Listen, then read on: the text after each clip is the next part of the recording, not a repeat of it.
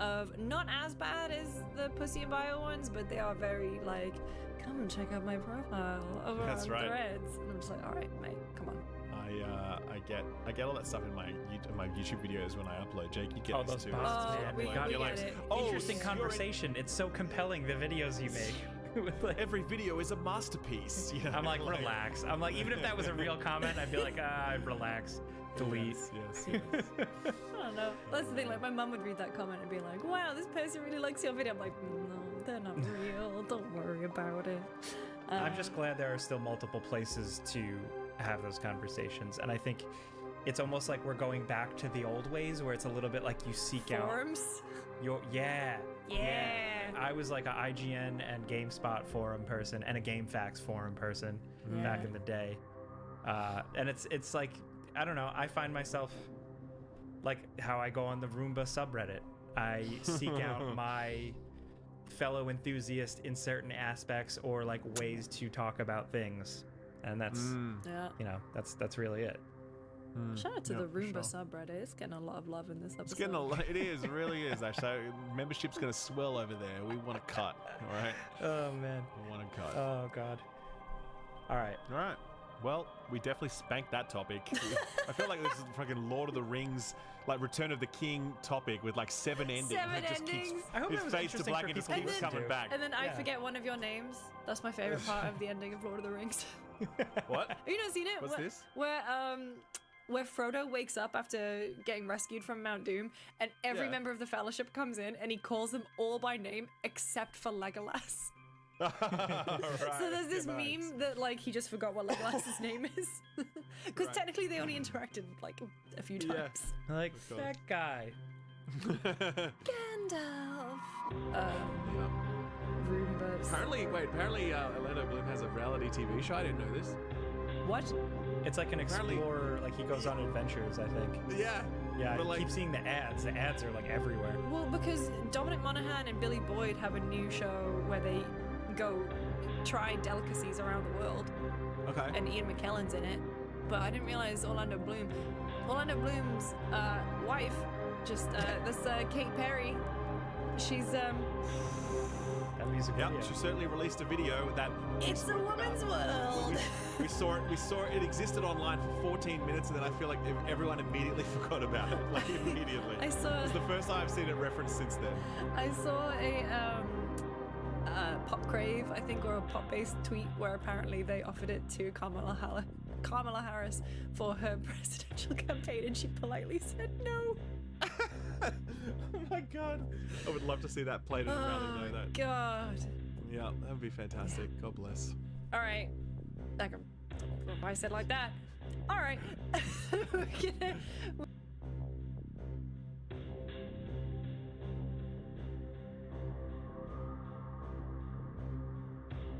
All right, like I said at the top of the show, we launched a newsletter and we said we'd be fielding user questions from it, and so that is where this next question is from. So, if you want to sign up, it is friendspersecond.substack.com, or you can email us at contact@friendspersecond.com. This is just another thing that we have to remember. Like, I struggle to remember friendspersecond.substack.com. It's literally just the name of our podcast. Oh, now you know how it's not so funny now. You know? Remembering that stuff? I know.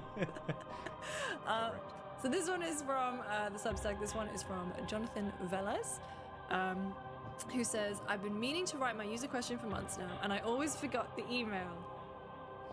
All right. Wow. Yep. Man. We're finding all sorts of solidarity today, Jake. Absolutely. I work in marketing, for better or for worse, and someday I would love to be able to work a marketing campaign for a video game.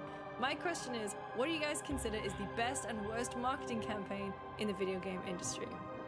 Oh, man. Augment your pre-order. Oh, for Deus Ex. Augment your pre-order. Deus Ex. Wow. Okay, yeah. That was a bad one. For the second one. Human Revolution? Is it Human? Mankind Divided. Mankind Divided. Yeah. Yeah. That's right. I always forget which one's which, the first and second. Yeah. That's the bad. orange-looking one or the grey one? in terms like the box art. Is Yeah, that's orangey right. or goldy? Yeah. It's a gold one. That's Yeah. right. Exactly.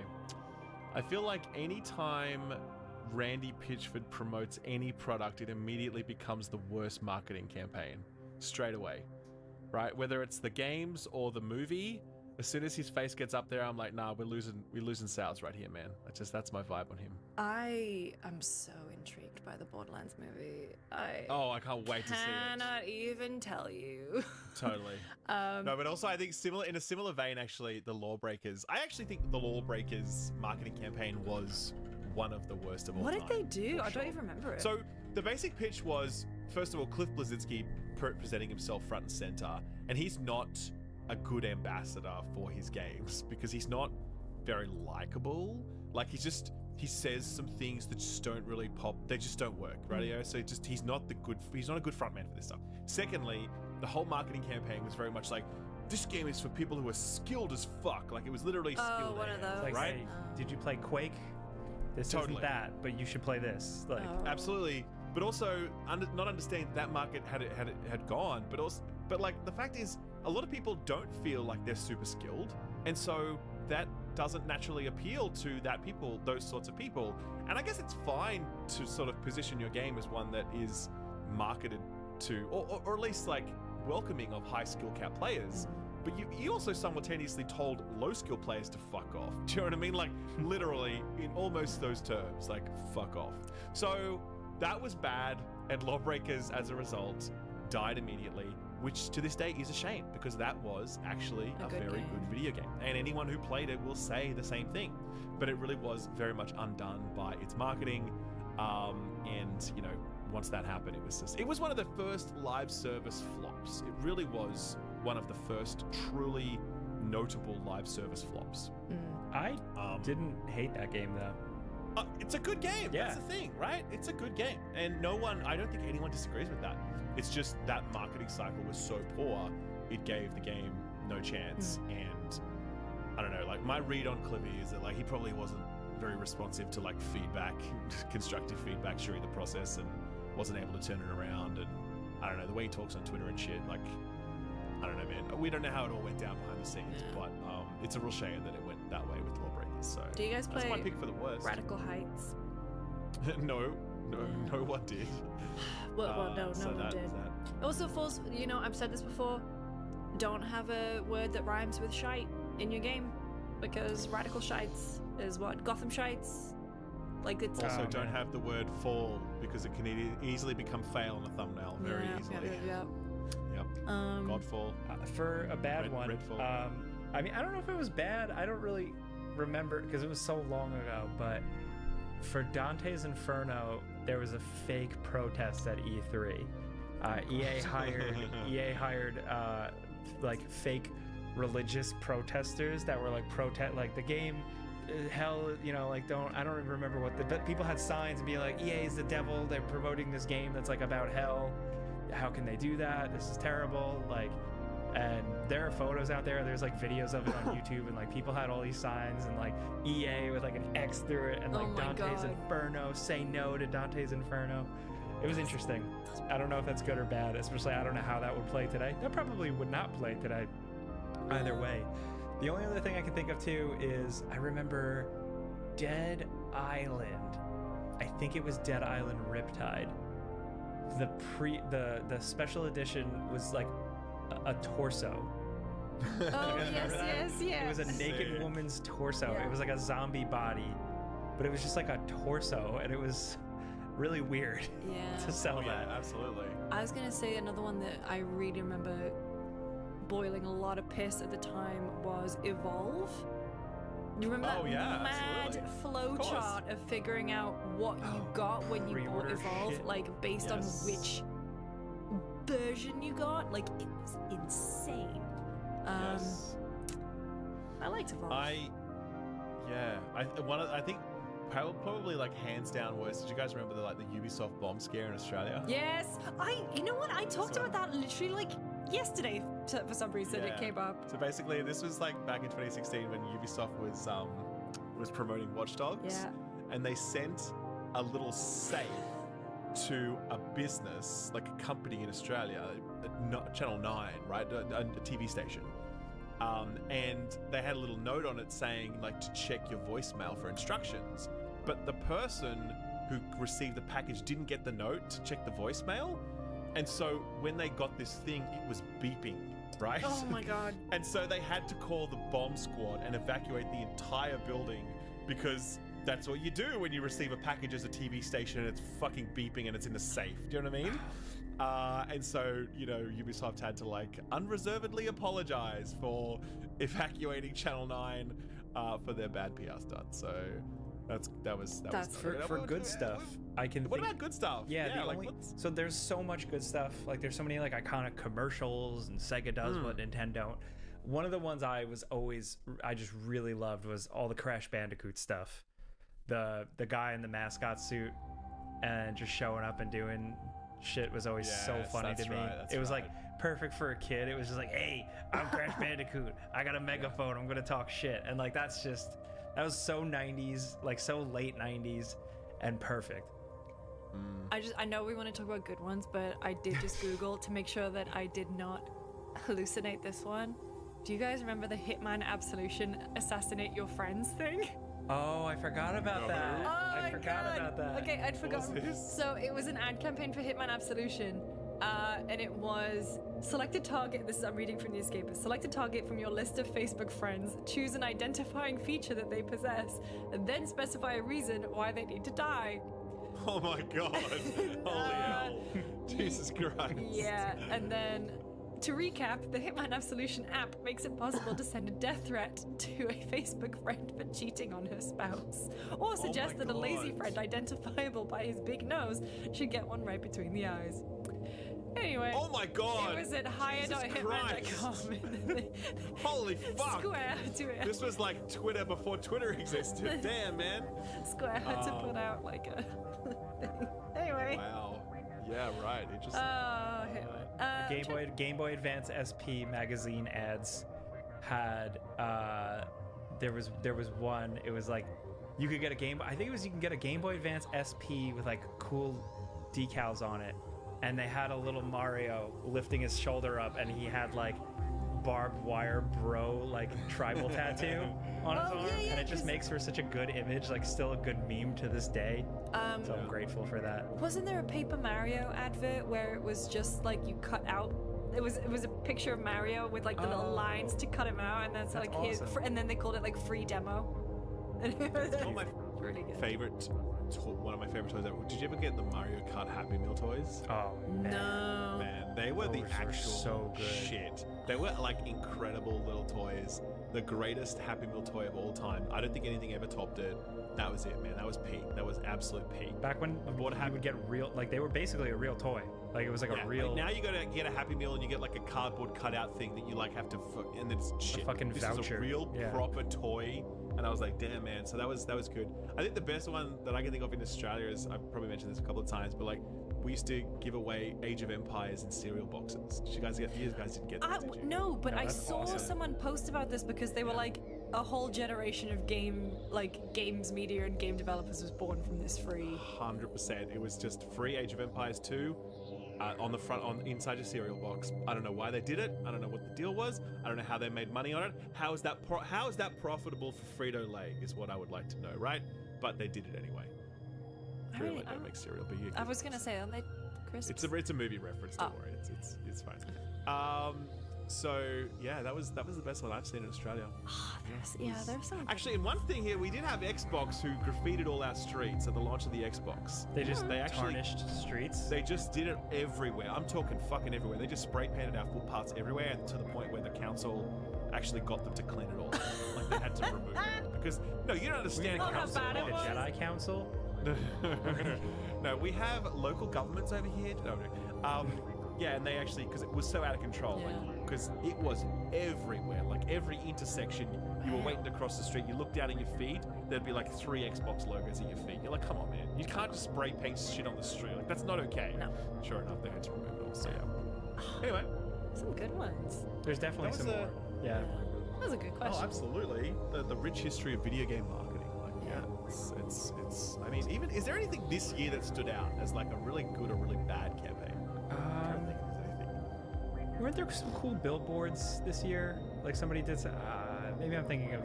Billboards. What are you thinking about the political campaign, man? We gotta do better than billboards. I remember for Oh, was it a Diablo or an Evil Within? I think it was Bethesda. They did Blood Drive at Gamescom or something. That actually is cool. That was last. That was not. It was last year. So there was one last year, and I think that was Diablo. But there was one like 10 years ago that Bethesda did, at least in the UK, and I thought that was really cool. That was smart, like way to. I remember I was at an E3 thing and Bethesda announced Wolfenstein 2, and then the Chainsmokers played, and then they gave everybody In-N-Out cheeseburgers. Hell yeah! Pretty sick. That's pretty sick. Anyway, thank you so much for your question. Yeah, that was a good question. one. I like that one a lot. We may have started this episode talking about the fact that game releases feel few and far between-ish, but there's still lots of good stuff coming out. I don't know why I went really presentery with that. You did. Yeah, you came really in all went into like that mode. Yeah, sometimes it's difficult to switch it off. I'm getting ready for Comic-Con. That's why I'm like getting ready to do. Do people have you spruiked your Comic-Con thing? By the way, have we talked about this? I can't remember. Just in case people don't know, do you want to tell us? I'm hosting the Dragon Age: The Veilguard panel at San Diego Comic-Con, which is nuts. Like I've got my badge right here. That's a nice looking badge. I don't know why, but for some reason, I really like that badge. Yeah. I saw that badge when you tweeted, and I'm like, that's a nice design. It's got like a little official. stickery thing that you put on too. It's a nice, yeah. Yeah, I have been a long time. Obviously, if you know anything or listened to anything I've done, you'll know that I really enjoy BioWare games, and so yeah, this is very exciting for me. Everything. We're recording this on the Tuesday. The panel is this episode's gonna be up after the panel, but I will probably tweet about it or that was something. Talk about it maybe next episode. But like, very excited. Ask them how many dragons are in the. How many dragons? No, I'm sorry. Don't. We can cut that joke. That was bad. No, I like it. Do not cut that joke, that Stu. joke Make in. Sure that joke stays in. Everyone needs to see that joke, okay? Everyone needs to see it. No, so it's like I don't know if I can say who is going to be on the panel just yet because the information's kind of been coming out separately, but like the voice cast has been announced now. At least the main voice cast. They have also said that like other characters are returning. I don't know who that is. Michael Jordan's gonna be there. Hell yeah, man.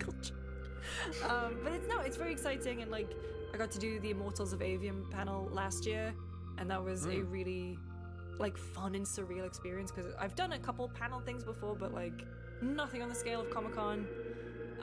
And I know that Dragon Age is obviously going to be a bigger audience because there are so many people. There are so many people out there who love Dragon Age, and so there are a lot of nerds out there. Yeah, a lot of my people are out there. Yep. So that's what I'm doing at Comic-Con. I'm doing like a bunch of other interviews and stuff that are definitely, I think, embargoed, but I'll have a lot to talk about when we next record. But yeah, so Exciting. I'm very excited. I will be a nervous wreck until 4:15 on Friday, and that's when I can actually, relax. Drink copiously. Yeah. Like in the middle of one of my interviews, I'm just like, hey, don't mind me. I just gotta have a little glass of wine. But no, it should be very exciting. But there's a lot of games coming out. I've been playing a bunch. There's not that many, but there's a couple.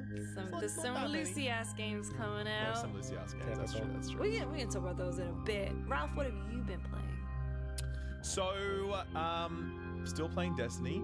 And I will say as well, what's really interesting about Destiny right now is that it's changed its seasonal structure to what are called acts. Right. And they are basically the same as seasons, don't get me wrong. Okay, they're very analogous, but the cadence of them is slightly different. Where instead of trying to stretch things out over like 3 months, almost unbroken, they kind of have like a few weeks of content and then a break for a few weeks, and then a few weeks of content and then a break for a few weeks.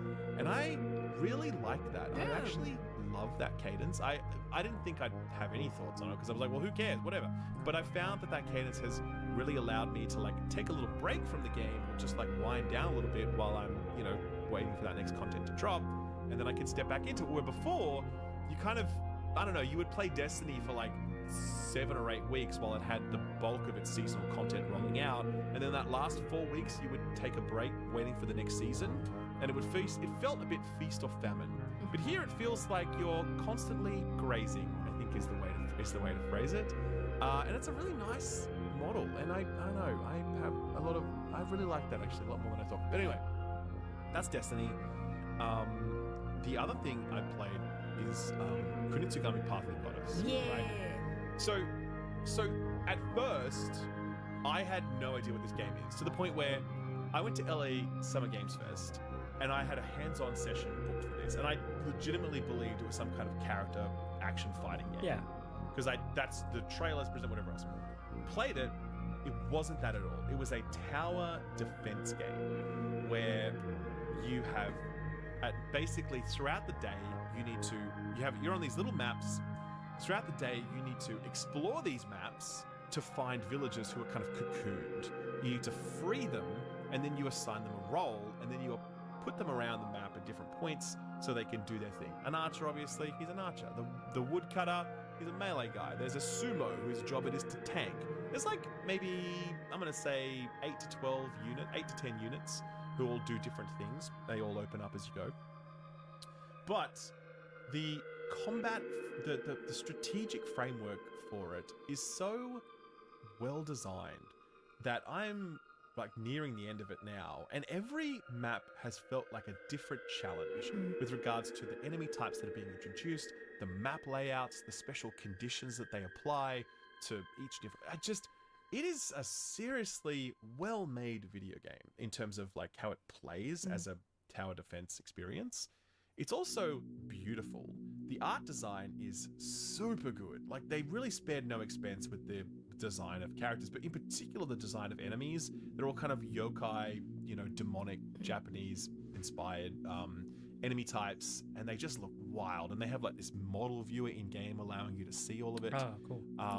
And the music is fantastic. It's very much that traditional kind of like percussion-led Japanese music that you know in your head when I'm describing it to you. It sounds like that, but it's a great rendition of it. Is it rooted in mythology? Like, is it based around like a Japanese tale or myth?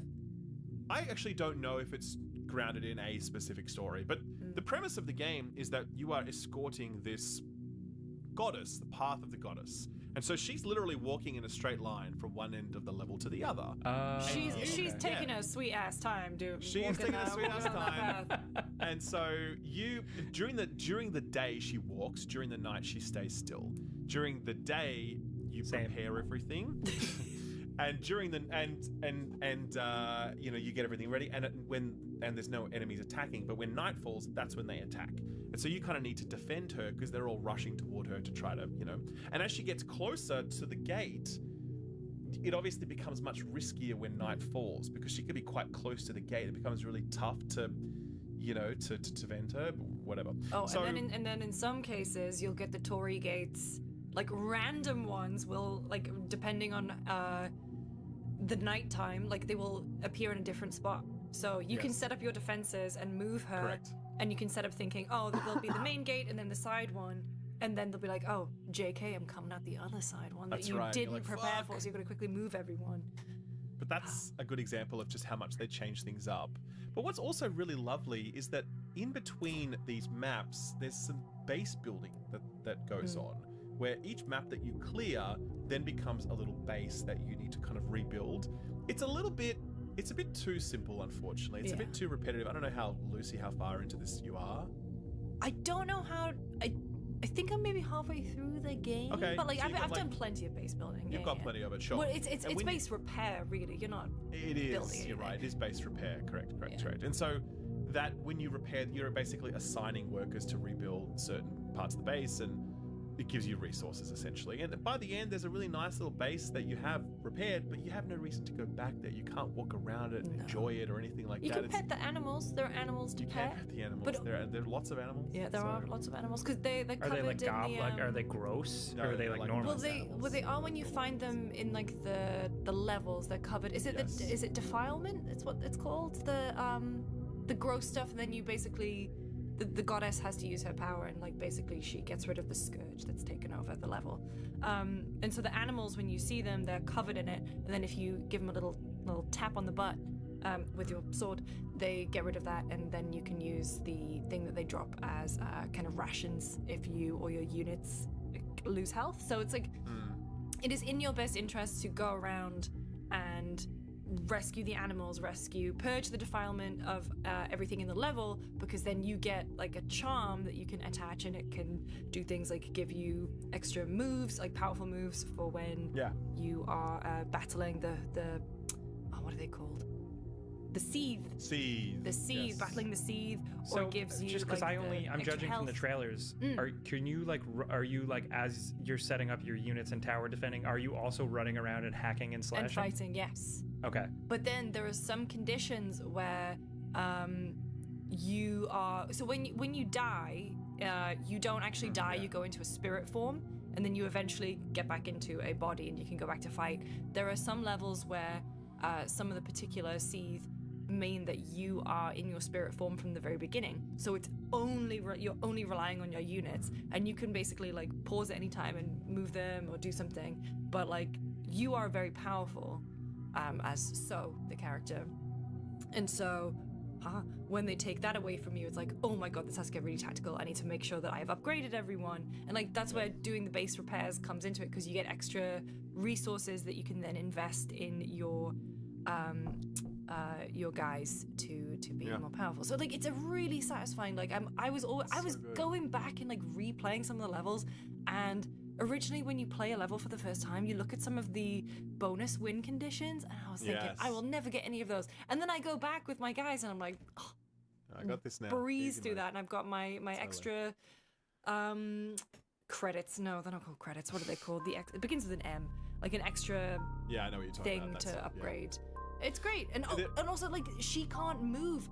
So the unit of currency that factors in how much she can move is also the same currency that you have to spend on assigning the people that you rescue. So woodcutter is the cheapest one, but if you want a sumo, which is way more powerful, it's like 300, but you can also only carry a certain amount of it at a certain time. So it's also this resource balancing thing where you're like, well, do I want to make sure that she gets to this point, or do I want to make sure that all the guys are of a certain level? It's really smart. It's so well balanced. Wow. It's like the people who made this really know how to make a great video game. Like you can tell that, and it's also, this is ultimately not an RTS, that's not the right phrase. It is a tower defense game. But Hello Peanut. That's Jelly. Cat on How screen. dare Oh, you? Jelly, sorry, it's Jelly. But yeah, like it is, they've managed, I played this with a controller. It feels so tactical, and you can be so strategic with such ease because they've worked so hard to make the controls work. But it's also just a really beautiful game because, as I said, when you go back to those little bases and like the progression menu is actually kind of like this. I don't even know what you call it. It's an offering table, right? It's an offering, yeah, exactly. Like it has like a table of with Japanese food on it and scrolls and things like this. And sweets. Exactly, and it's why does it need to be that? It doesn't. They just wanted to make it look nice, and they wanted to make it look thoughtful, and they really did that with every part of the game, you know? So I really loved this a lot. I look, ask me to put a number on it. Sure, it's an 8 out of 10. There's some, you know, it's limited in scope, and the base building stuff not great, but it really left far more of a mark on me than many other games have this year. Yeah. And for its thoughtfulness and its earnestness, how well composed it is, how well balanced it is, how Moorish it is as well, because you really do just want to keep playing like one more map. Like you really do get to that point. And it's a really great game. I really recommend it. It's on Game Pass actually, if you want to give it a quick try. It's surprisingly long. It's probably going to run you like 15-ish hours. It looks like it might be a small game, but it's around 15 hours to do everything. And it's constantly surprising you with its new ideas and always impressing you with how well composed it is, I would say that. And Okami fans are feasting because there are Okami items in the game. So I have Amaterasu's sword, the goddess is dressed up like the oh god, I forgot her name, but one of the characters from Okami, and also you can put a bunch of Okami music in there too. So I was like, yay. You guys did a really good job putting this on my radar, like the way you explained it. So thank you. Yeah, it's really very, good. also very low stakes, and it slots in because you can just do a map and then log off, and the maps can take, 20 to 30 minutes for some of them are a bit longer. But then you do it and you're done, and you just step away from the game, and it's kind of nicely bite-sized. Can you play it on Steam Deck? The age-old question. Absolutely. All right. Yeah, All right. absolutely. So I'm in. go for your life, man. Yeah. 100%. Jake, what have you been playing? Speaking of 15-hour games or so, Flintlock: The Siege of Dawn. Oh yeah, tell me what you thought about that. This is from the people who made Ashen, Yeah, which I loved. and it's so I went in with, I didn't really have expectations for this one. It looked generic on the surface, and it is.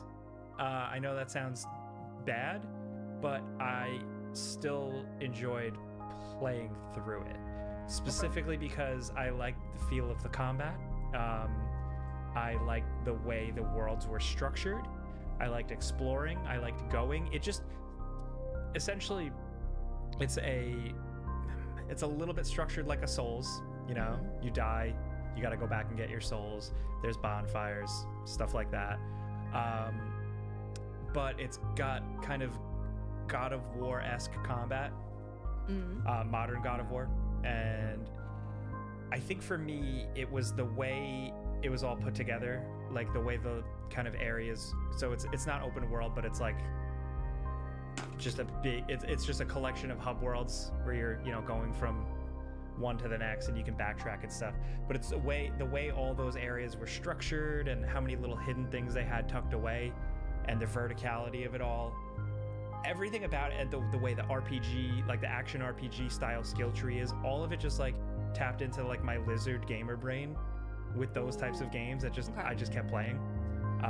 I really liked farming for the experience. I liked farming Souls. for the basically the souls, the thing you spend to unlock leveling up, and it's really just unlocking skill tree things. And I love a good like skill tree, but I love a good like simple action RPG skill tree where every single thing you unlock feels substantial. It's always like a significant move that is really useful, or a buff that is really useful. Those things go a long way for me, so the game had a lot of that, and it was just kind of cool to play through. The problem is that I didn't really connect with the main character, or really what was going on, like my mission. It's just kind of like you're thrust into it, and it's a bunch of video game stuff. It's like, you have to kill the gods. This is a world war torn. And I'm like, okay, cool. Been there, done that. I like that it's a little bit of like a kind of Order 1886 mashed up with like Dungeons and Dragons fantasy. I think that's very creative. That's very cool. And I found myself being more into that than the actual direct story that was being told with the main character, who unfortunately I already forgot her name. Nor.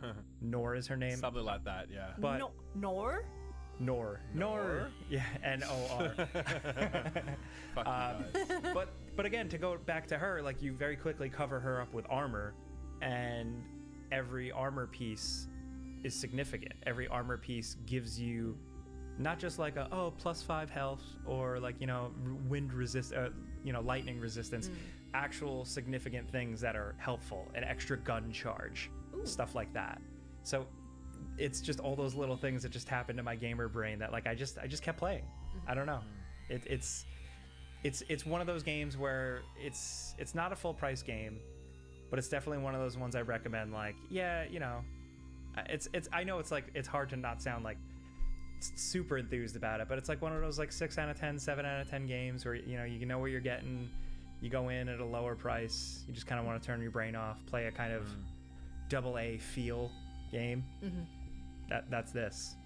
If you like Bloodborne and how you can interrupt attack animations with a gun, this is like the whole game. Like, you're doing that a lot. Okay. It's not that level of challenge. It's not that level of like combat feel, but there's a lot of blasty blasts with like cool flintlock pistols and shit like that. And yeah, I don't know.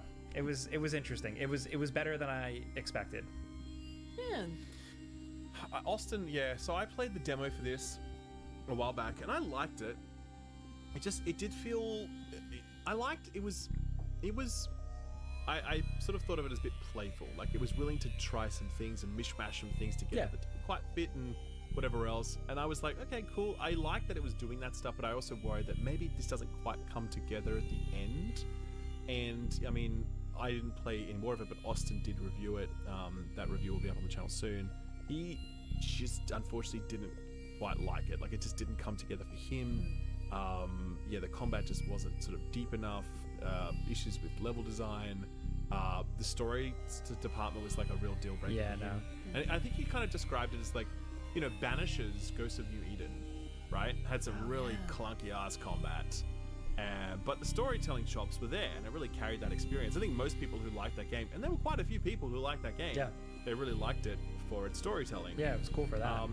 And then you've got stuff like Evil West, where, you know, Evil West has dog shit story. It's not really trying to. It's just a silly game about cowboy vampires, whatever, who cares? But the combat side of it is really fun, and it's just a great game to play. And I guess Austin sort of came to that perspective of like, this is neither of those things. The combat is not good and good enough, and the storytelling is woeful. He sort of really was quite down on it, and yeah, he just wasn't a fan. So, bit of a bummer. And like, I'm kind of sad to hear that, because I really liked Ashen. I don't know if you guys actually played that, but I did. I liked it for its focus, and it really felt quite cohesive, and it was one of the first Souls-likes. Yeah. It was one of the first games to offer its own spin on that. This just seems, from what I've seen, what I've heard, a lot more messy. Messy is the word. It can come together. Like you said, you've enjoyed it overall. You know, there were some things that just really clicked for you. I think for a lot of other people, certainly some other people, I've seen some commentary in Austin as well, just a bit too messy for them, and it didn't quite work. Yeah, it's not a strong recommend. It's very much a it's on Game Pass. It's like a try it on Game Pass. I think there was a demo on Steam. You know, there was. I'm not sure if it's still up, but yeah. But messy is definitely the word. I think you said Austin pointed out the level design. I get that, especially once you get to. So it takes a while to get to the cooler areas, but then the cooler areas are even more like fucked up because there's a lot of platforming, and the platforming doesn't quite have the right connect to it. There's like an odd feel to it with the ledge connect, where it makes every jump, even a safe jump, just feel kind of weird and wacky, and we're doing that much platforming that shouldn't be. So messy is definitely the word, and especially some of the messy I like though, where it's like eventually you get like a longer range rifle, and then it's like, oh, that also has a Gears of War active reload mechanic on it, why the fuck not? And then it's like, oh, if you headshot people, you get a Max Payne slow-mo camera with the bullet going into their head, and you're like, what, in this game? Why? And the game is like, fuck yeah, why not? But yeah, it does. I will say it does not feel in any world, in any of the same world as Ashen, in the same ballpark. I mean, it feels totally different, like worlds different, and not on the level. I like Ashen way more. Yeah, well, hopefully the studio is able to keep going after this, because, I mean, look at Steam, there's only like 280 reviews up for it. Oh boy. I guess it didn't sell super high. Yeah, I didn't see a lot of interest on it with my videos, and also I didn't know it was coming out. I totally lost track. I think it was supposed to come out a while back. I don't know if I'm not sure about that. But it just popped up, like it just kind of swooped up on me. Yeah, well, they announced it during Summer Games, the release date, and like I think that maybe was a bad call. Yeah, it definitely got lost a little bit. It lost in that chatter, and I don't know. Yeah, like obviously it's tough times across the board. One game can sink you these days, and I hope this team gets to sort of regroup and continue on, because I think they're a talented team, and they'd be great if they could have another shot. So yeah. Well, from one messy game to oh god, here we go. No, it didn't work. A messy game to a Lucy game? It didn't work because the game's called Arranger, and I was trying to work it in, but you don't even tidy in this game. I want to quickly talk about Arranger because I mentioned it a couple weeks ago or a couple of episodes ago because there was a Steam Next Fest demo. It's great. The full game is out now. I have been playing it. I really enjoy it. It's basically... What is it? So the whole world is a grid. The grid. Sorry. Oh my god, I just got activated. I want to go listen to that. So the whole world is grid, and when you move, the row of tiles that you're on all moves. And if you go across, the whole row moves, and if you go up and down, the whole row moves. And so sometimes there are static obstacles that don't move at all, and then other times there are things that also move with you. So things like weapons or people will move with you, and then there'll be these big rocks that are stuck. And so it's if anyone's, sorry to interrupt, if anyone's not following this, because I wasn't following it until I looked up the pictures, but this is actually, imagine Zelda, like classic Zelda top-down RPG. Yes, that's what this is. I thought this was. I'm sorry. I thought this was like a Minesweeper puzzle game, right? No. But yeah, like imagine that, and it's a grid-based version of Zelda top-down. Yeah, okay, got it. Okay, cool. And I believe it's the artist from Braid. Maybe double check that one. Interesting. Double check that one for me, please. But it's a great little puzzle game. It's you have to move around, and you're a girl in this village, and you have never fully fit in properly, and you're kind of like a bit of a hindrance to everyone. And so one day you're kind of old enough, you decide to go out and leave your village, leave the only town that you've ever known, kind of thing. And it turns out the world is a little bit weird out there, but that's the adventure that you're going on. I've not finished it yet, but I think I'm about halfway through. And it's just, the way that the puzzles work is that there will be obstacles, and you have to figure out a way to get around them by basically utilizing this grid mechanic. So if you go into what looks to be a wall, you will come out the other side. So you can use that to bypass obstacles or to move things around in your favor. And there'll be these creatures, and what you have to do is there will be something sharp, like a sword, left in the environment, and then it's up to you to figure out a way to move it around your environment and then get it to attack, and then that'll free up a little space for you. I was really worried at the beginning when I was playing it that it wasn't going to fully click for me, and now the movement has really become second nature, and I think it's a really smart way of engaging with kind of like levels in this way, because it's forcing me to think so far ahead every single time, and I'm now at the point where it's become such second nature that even if there are some places where it's quite dense and you're frequently like swapping around and running around, and then there'll be like paths to get to another place, and I'm just like zipping there. Previously, when I first started playing it would take me forever, and now I'm at one with the tiles. I know exactly what I'm doing. And so I think it's a really sweet art style. The writing's really quirky. It took me a little bit to get completely used to the grid stuff, but I'm really enjoying it. It's a ranger. Okay. How did this get on your radar in the first place? Yeah. A ranger, so Nick Sutner, who used to be at PlayStation, I was chatting to him about something, and then also it was at Day of the Devs. Okay. And also my old roommate, Jen, Papa Gender, was doing it, and they sent me an email one day, and they were like, hey, we think you'd like this game. So they were right. They were right. They got you figured out. Yeah, they got me. And well, actually, the other game that I've been playing this week also came via Papa Gender. It is, I think that the dev is called Impossible. So it's called Ete. It's French, so I could be absolutely E-T-E? butchering that. E-T-E.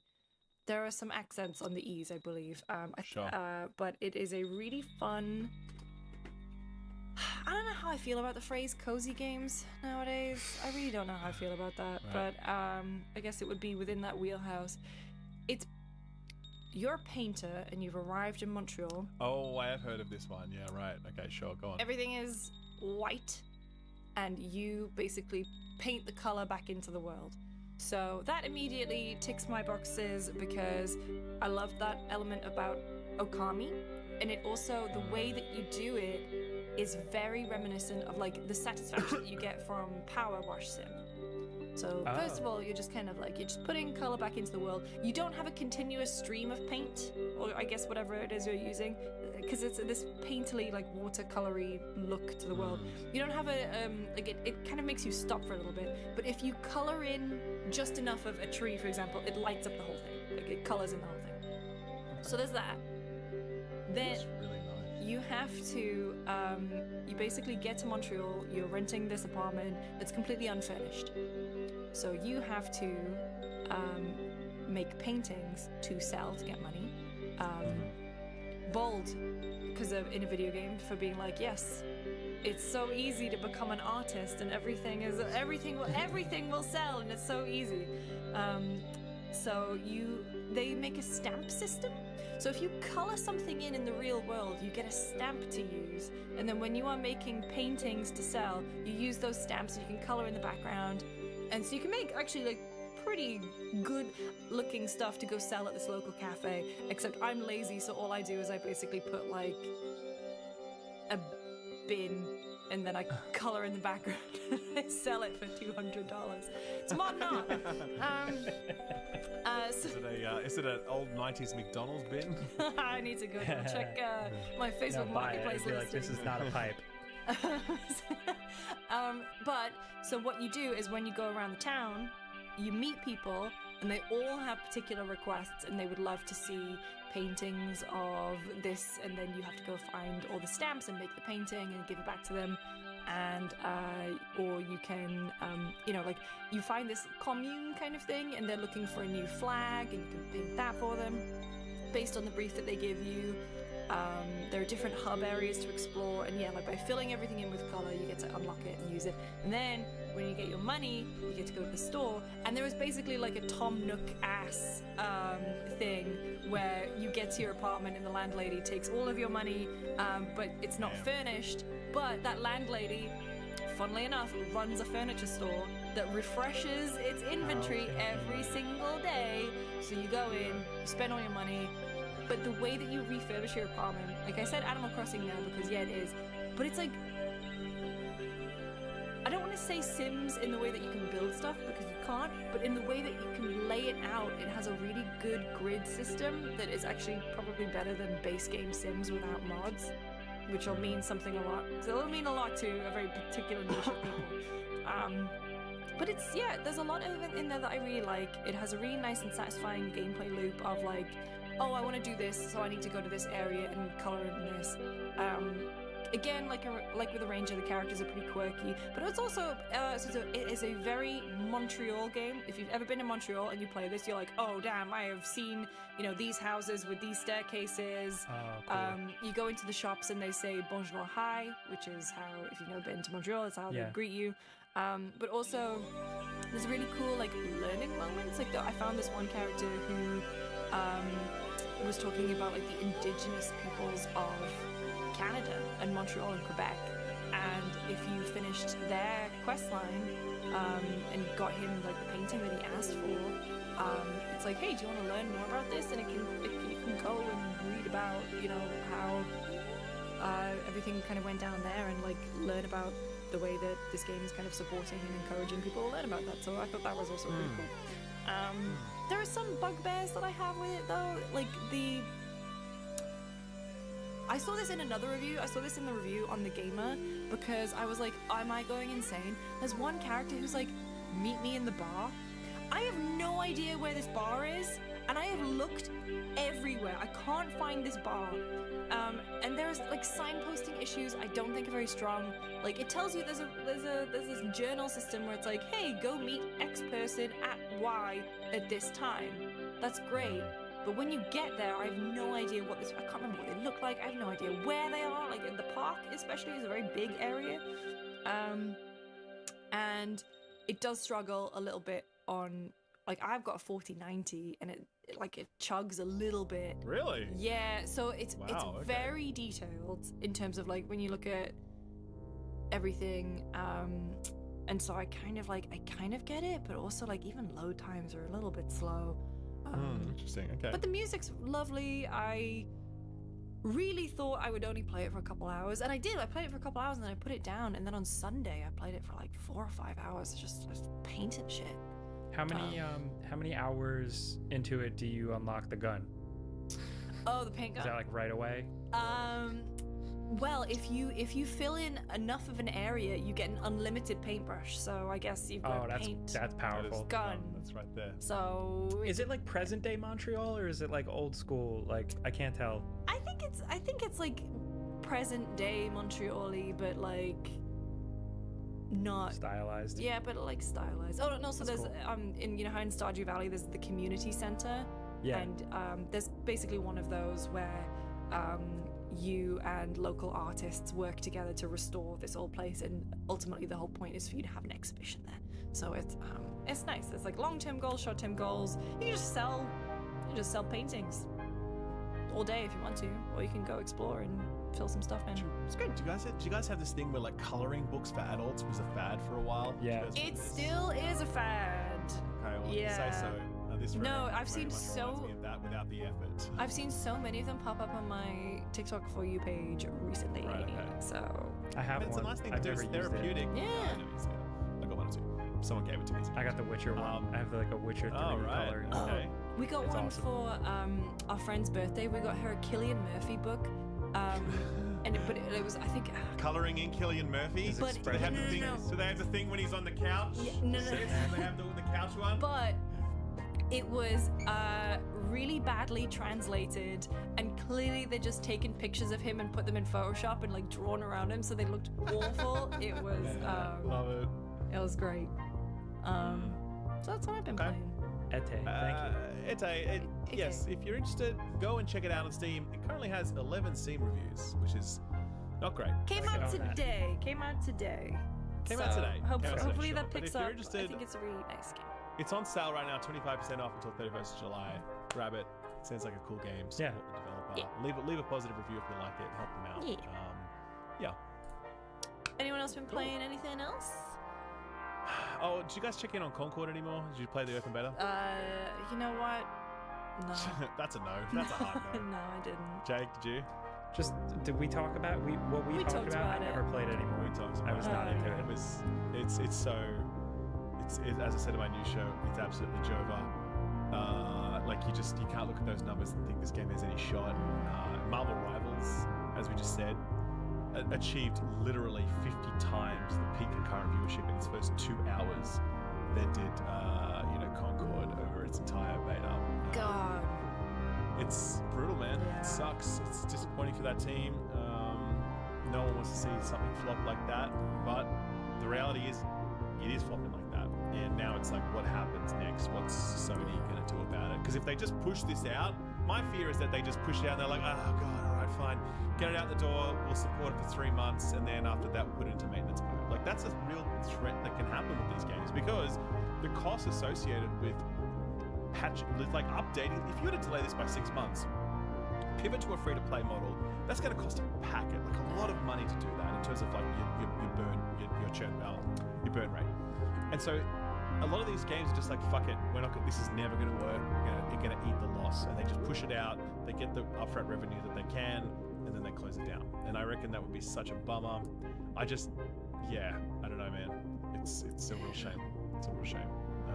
Hopefully there's like a good outcome that they can arrive at the end of this. I do believe this game has potential to do well with a lot more development time. I'm talking at least 6 months to really fix some shit, add some shit, whatever, and make that pivot to free to play. I think there's a shot for this game. It's got some great fundamentals. In particular, if you added some cool, fun game modes, I reckon this could really work. But the game modes they've got in there are so boring. They're just so boring. So I really hope that Sony is willing to make the investment to give this game a good shot. Because right now, if they send it out in 4 weeks' time, this thing is out to die, 100%. Yeah. I can't believe it's like 4 weeks out. Jeez. Yeah, I know, right? Yeah. Seriously. I mean, come on now. It's crazy. It's absolutely crazy. Yep. Yeah, anyway, that's all I got on Concord. Nothing else from me except Marvel Snap, lol. Well, forever and always playing Marvel Snap. Always Marvel Snap, that's right. Still on that shit. Well, that actually leads us nicely to a second user question. Oh, please. Contact@friendspersecond.com. This one is from the email. This one is from Graham Gilmore. Hey, Friends Per Second. Ports of games like Death Stranding, Resident Evil 4 Remake, and Assassin's Creed Mirage just don't make sense to me being on iOS platforms. Unless it's your only way of playing those games, I would suggest playing them somewhere else. However, I do think there are iOS ports out there that are the best way to play in that game compared to their PC console counterpart, like Marvel Snap. In my opinion, one of my favorite games of all time, FTL, Faster Than Light, is best played on iPad. Are there any other games that you can think of that are best played on a touchscreen versus mouse and keyboard or controller? So first of all, Graham is spot on with FTL. I played the entirety of that game on iPad. Did you really? Loved it. Yeah. Okay, cool. Nice. I liked XCOM on I can see it. iOS. That was cool. Oh, XCOM. That was a thing. God. Yeah. I picked up my phone to be like, what games do I have on my... Oh, Donut County! That was fun on iPhone. Yeah. Yeah, I don't know. I don't... Because I think most of the time, I'm... Like, for example, like the truly great mobile games are built for mobile. Yeah. And you couldn't imagine... Like, for example, Clash Royale, I played for years before I had to quit because it was making me so angry. And then you found Marvel Snap. And then I found... Well, it actually doesn't To make breach the hole. angry Marvel Snap. It's actually a very chill game, to be honest with you. That's kind of one of its virtues. But, like, Marvel Snap, yeah, could you play that with a keyboard and mouse? Absolutely. Would it be better? Not really. Maybe marginally, but not by much. I don't think so. So those games that are really built around mobile will always play best on mobile. I can't really think of a PC game that I played on PC or whatever. I'm like, oh, I really wish I could play this on mobile. Except for Balatro. That's just another card game. Yeah, like you know what I mean? too. Yeah, card games absolutely, because anything that's quite static with big clickable icons, like if it's a static game with little tiny things with your fat finger, no. But with a card is nice and big, and you click it and you drag and off you go. So, I don't know.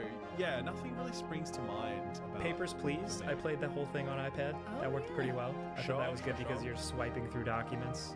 So that worked really well. Maybe not the best way to play, but I really like the iOS port of Vampire Survivors. I actually like that too. Yeah. I do like that as well. That actually does work. I still prefer playing it on deck. Yeah. But it is surprisingly good. I played Zenless Zone Zero on on PC and on mobile. It's way easier to control on PC, with a controller.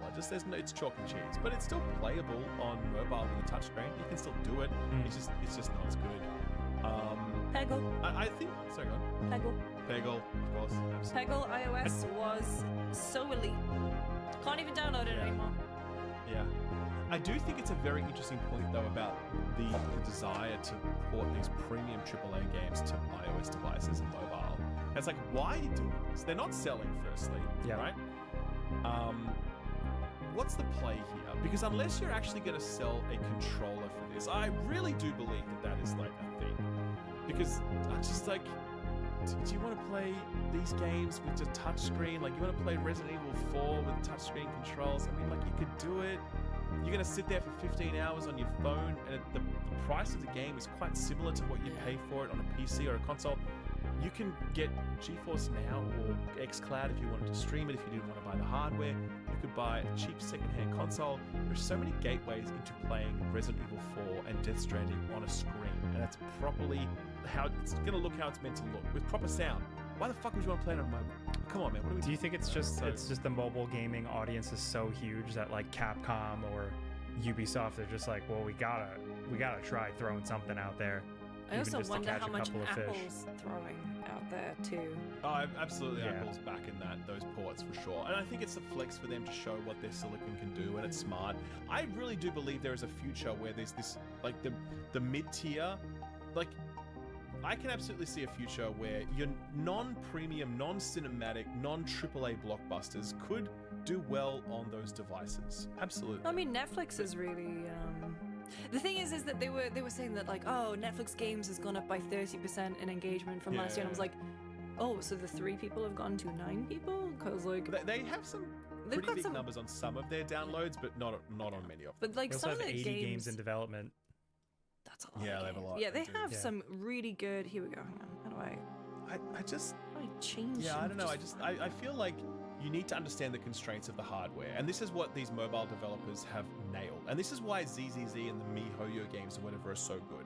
They don't try to be anything that doesn't work on mobile and that isn't meant to be seen and experienced on mobile.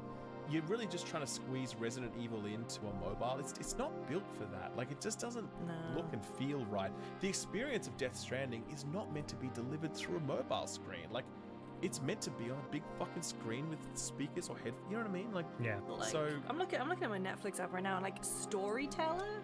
Hell yeah, that's a great game to have on iOS. Also, like Farming the battery drain. Football Manager. Everyone I know who plays Football Manager plays it on iPad. So okay, interesting. Yeah, that makes sense. I mean, it's I a spreadsheets, the game, isn't it? Sure. Yeah. Sorry, Jake, what were you saying? I was gonna say just like the all the trade-offs, like the battery drain, the fact that you have to own the most top of the line Apple smartphone. A lot of people in my comments made the interesting observation that they're like, look, if you have a top of the line smartphone, Yes. chances are you probably have a laptop or exactly. a PlayStation or something. So Yeah, it's an interesting little I totally agree with that. experiment. It's an experiment. I look at it as an experiment. Yeah, I think. Yeah, I mean, for example, they're going to put The Division on mobile, and I played The Division Resurgence. It's called The Division Resurgence. I played it. It's actually surprisingly good for what it is and how it works. And it's obviously going to have in-game spending and battle passes and all that sort of stuff. And in a weird way, I can kind of see that game working because it's about the loot grind and it's about that live service shit and it's about logging in daily and running a few missions and whatever else. Like, I can feel that. But again, if you were to ask me to experience something like Resident Evil 4 or Death Stranding, like no, I don't want to do. I want to experience that properly because I'm only going to spend 15 hours with those experiences, or with Death Stranding, it's like 35, whatever. Yeah. But that's it. I just want to enjoy that and want that to be the best frame. Like, I want that set up to maximize that 35 hours because I'm never going to experience it again in the same way first time around, right? Yeah. Whereas with these little live service games, like even Rainbow Six Siege, for example, that's also another one coming to mobile. Yeah, sure, it's an online game. I log in for a few rounds on my mobile. I fuck around. I get killed a few times. I log off. You know, that's it. It doesn't really matter to me that I'm experiencing on mobile because I'm just happy to be there, if you know what I mean. I'm just happy to be able to play it whenever I like. But for those other games, those truly AAA blockbusters, nah, man, I really want that proper setup for sure. Yeah. Thank you for your question. Yeah. I really like that question. Great questions. We always get great questions. It's sad that we can't do all of them every week. Now then, what have you guys been doing that aren't video games? Oof. I've been playing a lot of tennis. How's that going? You got the elbow yet? Hold up. Did you unlock the elbow? Did you... Very good. So what? You've been watching challenges and then you were like... No, I've not watched challenges. I actually do it. Oh. I know. It's great. You guys gassed it up big time. Don't worry. That soundtrack, The sound. I know I was going to soundtrack the soundtrack. No, I mean, I think it's part of the conversation we had earlier about I've been taking things a bit slower lately, you know, and I play a lot of Destiny, and but also just getting outside and just like enjoying life a bit more. And I hadn't played tennis since I was like a kid. Like, I'm talking like 10, like whatever, maybe like early teens or whatever. And my mum bought me a racket for my birthday. And she's like, you should play tennis again. I'm like, hell yeah, I should. And so I started playing like once a week. But that was like a few months ago. But now I'm up to like 2 or 3 times a week. Oh my God. And I'm loving it, man. It's good. It's like I struggle so much with exercise, right? In the sense that unless I find it intellectually stimulating, I actually don't like doing it. Like lifting weights, I think is so boring. I get so bored, and I have to like, if I listen to an audiobook or a podcast, like that'll sort of get me through, but I'm still gonna lose motivation. Yeah. So like group exercise classes is kind of what I've always done to like keep me engaged. And I don't know, I probably mentioned this in the past, but like I used to do a lot of something called Body Attack, which is basically just aerobics. It's just aerobics, man. But the thing that works for my brain is that it's also kind of like DDR, you know what I mean? Like the dance, like those, like a dancing rhythm game thing. Yeah, no. And it totally keeps my brain engaged during that time. And I'm like, this works for me. And tennis works in the same way because you can't just like coast. You gotta like, you know, you gotta hit your shots and you gotta run around. It gets competitive as well. Some people I play with is so competitive, so funny.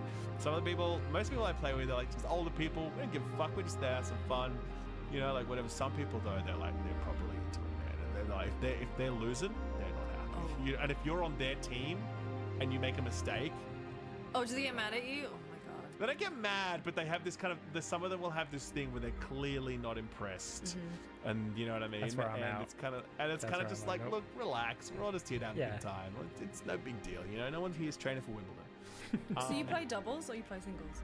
It's both. It's like group classes, and so you mix up different people. I fucking love tennis. I love. It's so good. I used to play. You got the Lucy Law. You got the Lucy Law right. at the club and shit. Yeah. Well, I used to play a lot, but If you when's the last time you played?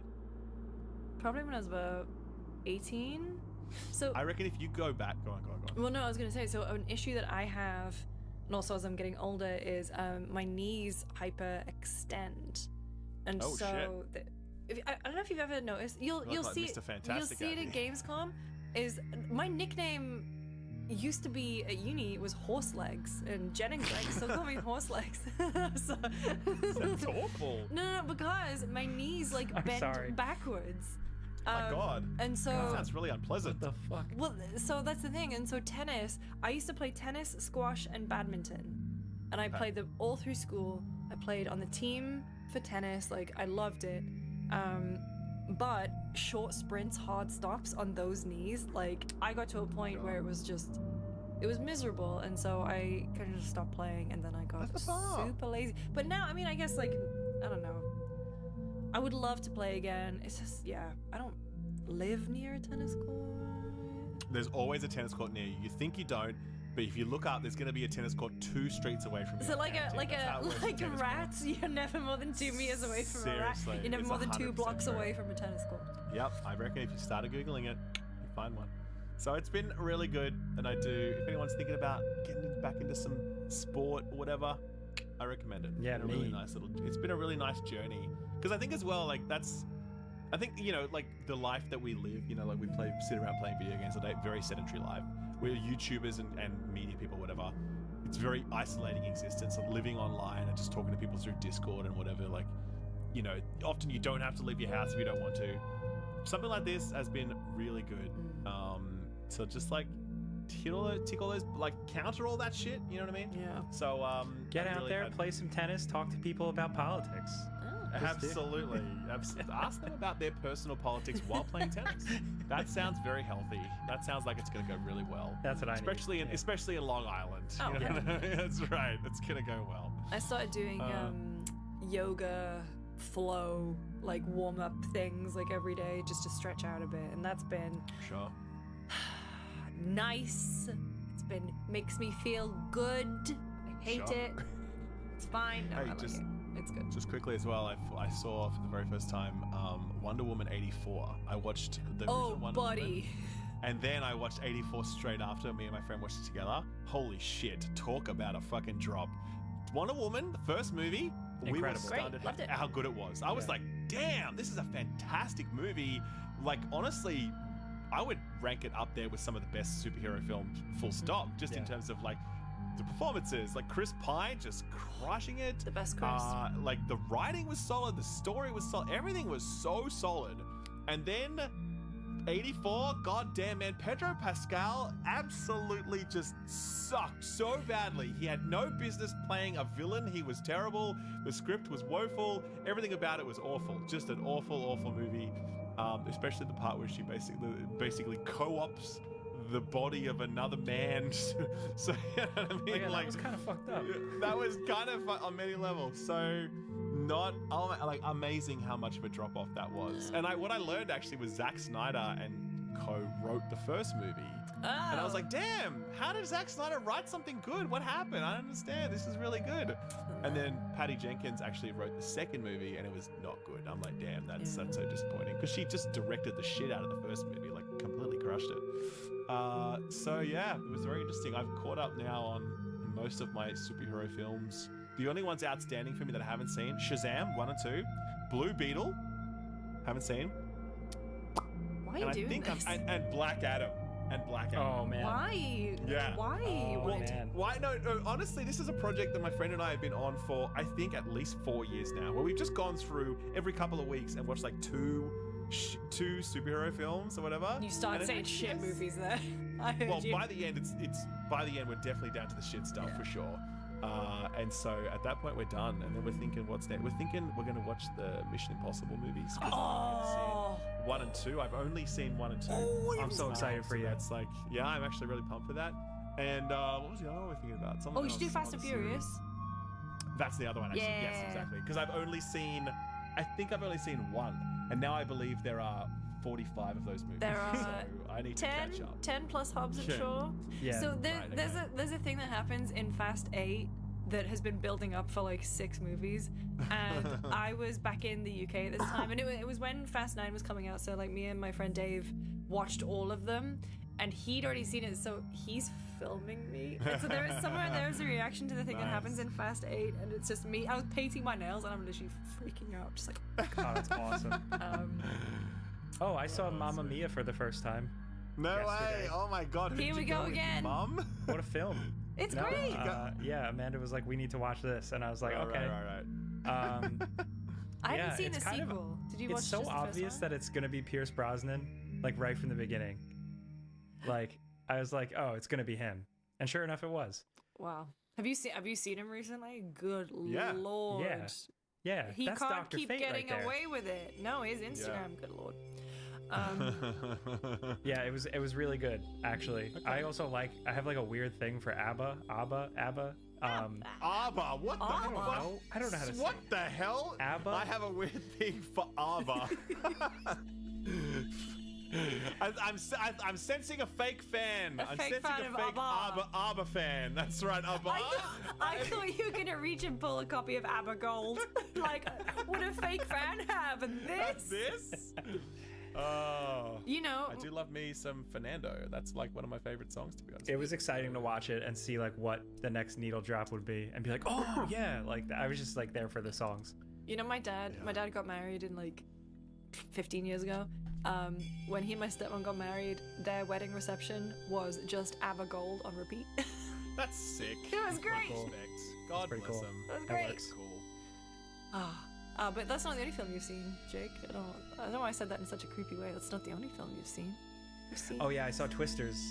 How is that? I hear Yeah. that's awesome. Is it good? Is it good? I hear Just a it's great. good time at the movies. Glenn Powell Summer. Yeah, it is. It You're is. damn right it is. I really like the original so much. Yeah. Like, Absolutely. And it's one of those like untouchable ones. I'm like, there's no way. There's no way. This was a good time. I think it was just as fun, but the original had a little bit more like terror to it, a little bit more fear. Scary. Yeah, this one not as scary, but just as much fun. So I was happy. It's kind of like Top Gun Maverick, where it's just like it's so simple. It's kind of just like, all right, cool, and then and then that's it. Like that's all you really get out of it, but it's good. And Glenn Powell is really good. And ultimately, in the movie, he's a YouTuber. He goes around in his crazy truck. They don't No care way. about science. He has a live stream and like they do YouTube videos. They have 1 million subscribers and they film tornadoes. Celebs, And they're it's just like- like us. You're just like me for real. But Absolutely. it turns out that the Right down YouTuber to is the nice, and that's it. And I'm like, finally, for once, that's it.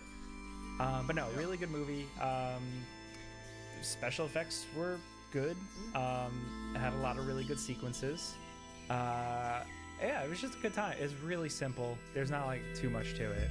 A really good, like, because I don't connect a lot. I say this as like a fucking guy from New York, but like I don't connect with like cowboys and country and like being out in the field and driving a Dodge and fucking around. But this movie kind of helps you be like, oh hell yeah, this is Hell sick. yeah. This is really cool. Maybe I'm a rootin' tootin' cowboy after all. Maybe I'm that guy. Did you do Yeah. the? It's like Billy Crystal out there on a horse. That'll be you. So I don't know if this has made it to Australia, Ralph, but over here, I feel like ever since they've always had them, but like when the Barbie one really took off, they have the installations in the cinema lobby. So for Barbie, there were pictures of everyone in the Barbie box from last year. Twisters has a really good one, which is basically a tube, and then you push a button, and then it just blasts air in there. And so I reckon that'd be great for women, because their hair would go crazy. Most dudes would just kind of stand there Most and like dudes their would, like- shirt will get a bit. like- okay, oh, it's like that, is Yeah. it? Okay, right, fair enough. That's cool. I've seen a lot of Alright, people that do it in sounds 40x, Twisters in 40x. Yeah, it's definitely I am just as annoyed of people in movie theaters, like I feel like etiquette at movie theaters have gotten awful. Everybody's on their phone. Nobody gives a fuck. But is it really like that? I don't think it's quite like that in Australia, by the way, because I hear I watched Red Letter obviously, and they're always about that shit. They've always movies, yeah. They hate going to the movies. They hate people so much, and I'm always like, I don't feel like in Australia you can go to the movies and people will still shut the fuck up and watch the movie. Like that still exists here, I think. I think not enough people watch the end of The Simpsons with the that's that's what we need. But I think so I'm pretty cynical with the theater going experience, but I still like it. I still like the screen, the loudness, and I thought this is the type of movie you go for that. I mean, that's why we went when the original came out. Did I see that in theaters? No, I would have been. I'm not gonna say how old I would have been, but no, I didn't see it in theaters. But movies like that, you see in a theater, in my opinion, if you can. Yeah. Well, I heard a story that there was originally a kissing scene in that, and then Steven Spielberg cut it or whatever. Yeah. It is another sexless movie. It's just a bunch of hot people not doing anything. Yeah. Well, Glenn Powell, man, my goodness. He's in good shape. He's in great shape. Yeah. A lot of cool jackets in the movie. A lot of good men's fashion. Did see you post about the jackets. Yeah, I've been trying to find the jacket he was wearing in the movie. I was like, I could wear that. Can we get that? Yeah. The hunt continues. Lucy, tell me about long legs real quick. I was gonna say I have also. What is the deal with this? I don't know any this. Is it scary? What is it? I think rumors of how scary it is have been overplayed. I didn't find it particularly scary. There are a couple of jump scares in it, but it's mostly just a weird thing in the background. And some people in the screening I was at definitely were like, ugh, at that. But I think I'm just dead inside, so I didn't get spooked. Long Legs, Nicolas Cage plays a serial killer called Long Legs, and he's very, very creepy in it. And it has I'm not saying it's exactly like Seven. I think Seven, take that, and that is its own perfect thing. It definitely riffs off Seven a lot, and actually, even sometimes the way that it's shot. I know that this is probably shot before Alan Wake 2 came out, but there was a lot of similarities. I was watching it, and I was like, oh, this has big Alan Wake kind of vibes, Twin Peaksy vibes, as well. And there is the FBI agent who is on the hunt for Long Legs, who is a serial killer, and I don't want to spoil too much more about it. It's become I didn't even know Nick Cage was in it. Yes. So I think the marketing for this movie has been quite clever. So there was a thing where they did, they recorded the actor when she saw Nicolas Cage because he's wearing makeup and prosthetics for the first time, and they recorded her heartbeat when she saw him for the first time, and they released that as the video, but they didn't show what Nick Cage looked like. And so I'd already seen that going to the movie, so I was already kind of amped up. And also just the way that it's shot, and Nick Cage's, people are has he gone full Nick Cage? And I think weirdly this is kind of a restrained performance for him, but I think he's really good in it. He's very, very creepy, and the whole backstory, or at least there's a lot of references to the fact that he might have been this glam rocker. And so there are bits where he randomly just bursts into song, and it's terrifying. There's a bit when he's in the car and he just starts screaming, and there's another one where he just goes. The thing is that I've been singing this song so much, to the point where me and my friends went out last week and we got this really fancy dinner, and we were really drunk afterwards, and I was just sending them voice notes going, "Let me in now," because that's the song that he sings. I really enjoyed it overall. I know some people kind of didn't really vibe with the direction that it takes, but I liked it. I like horror films though, so it was a good time for me. I always like Nick Cage doing bizarro horror movies. Let me tell you, he commits to it. He gives it his all, and I think for a character as weird as Long Legs, also that he says something like, "Oh, excuse me, I must have put my long legs on today." He says some really creepy shit. I liked it a lot. Anyway, it's a good movie. I will be checking it out. I'm actually quite interested. I feel like I have to catch up on a huge amount of Nick Cage filmography. There's a lot of, I haven't seen the Unbearable Weight of Talent or whatever it's called. That was good. Dream Scenario was really good. I haven't seen Pig, which I understand is Pig is great. Magnum opus. Yeah. And there's a whole bunch of Nick Cage stuff that there's always stuff to check out, and I'm behind. I liked Renfield. I loved Renfield. Yeah, I had a good time with it was- wrestling. Doesn't he have like a TV show out at the moment as well called like something or other? He's in a TV show right now. I've seen billboards around for some Nick Cage TV show. 100%. That's the thing. Nick Cage TV show. Unless there's an actor that looks exactly like Nick Cage, but it's not him. I don't know. Anyway. Now I kind of want to know. Yeah. I'll Google after. Anyway, it's been another episode of the Friends per Second podcast. Thank you everyone for listening and watching. If you follow us on podcast feeds, if you would like to rate, it helps us out a lot. Really appreciate it. Thank you to everyone who's also signed up for the newsletter. That's friendspersecond.substack.com. One more final plug for good measure. Really appreciate it.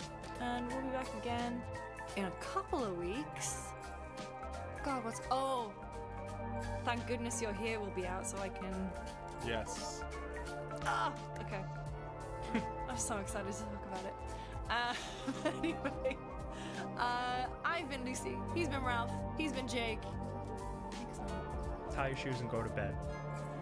Get out of here. Leave. Go. I'm out of here. Goodbye.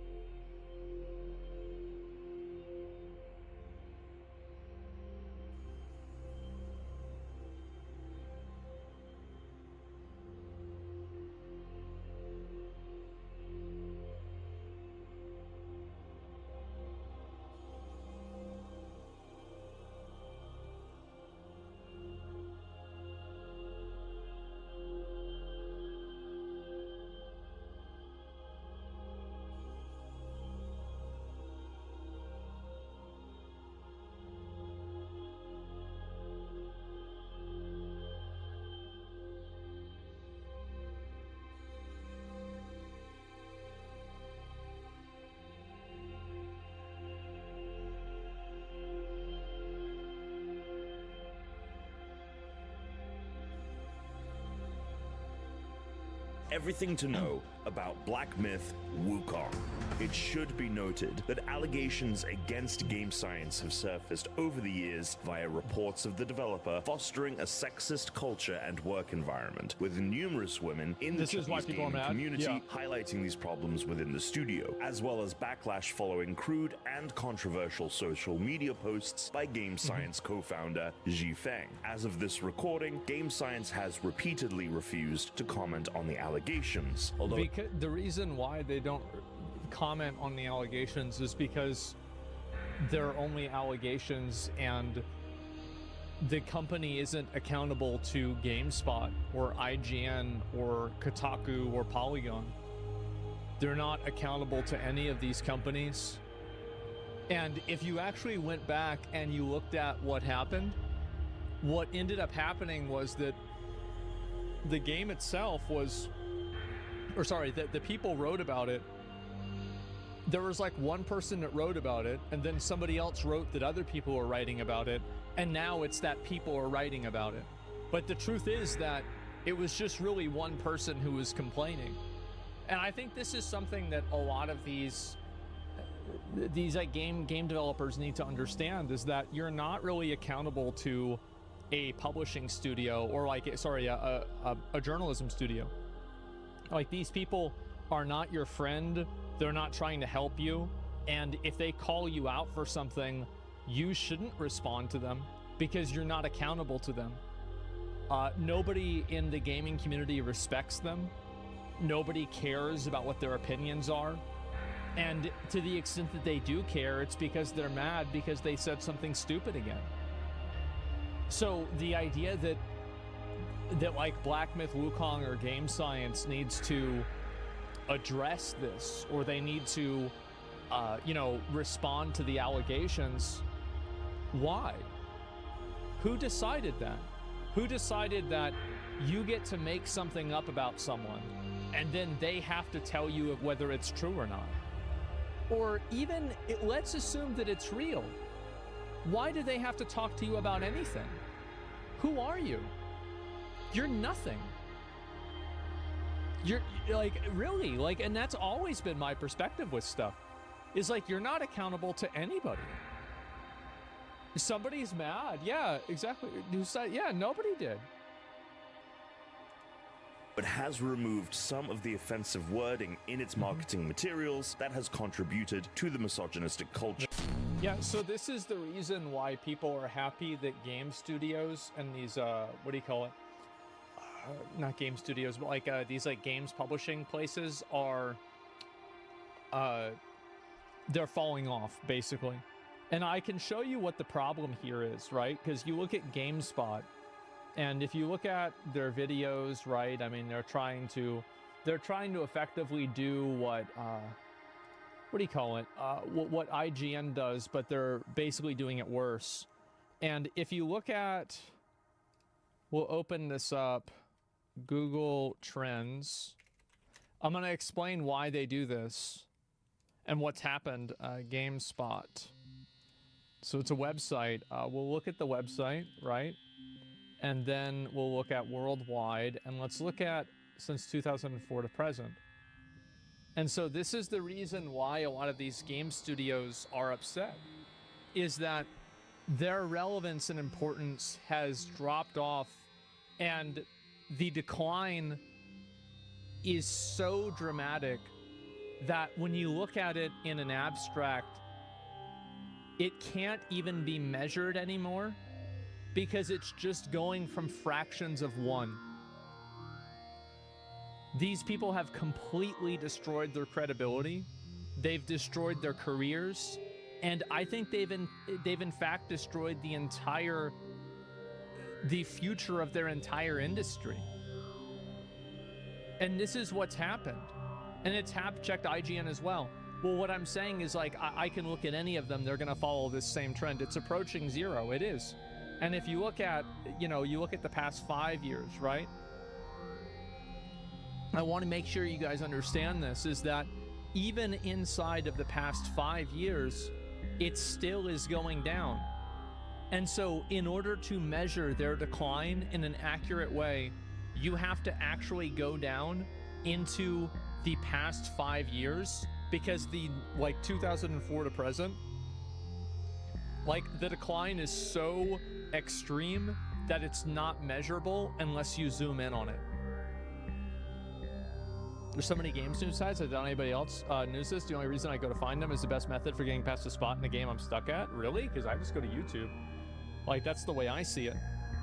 Sounds like OTK has a chance to capitalize on that market with accurate reviews and open honesty. Well, here's really what the problem is.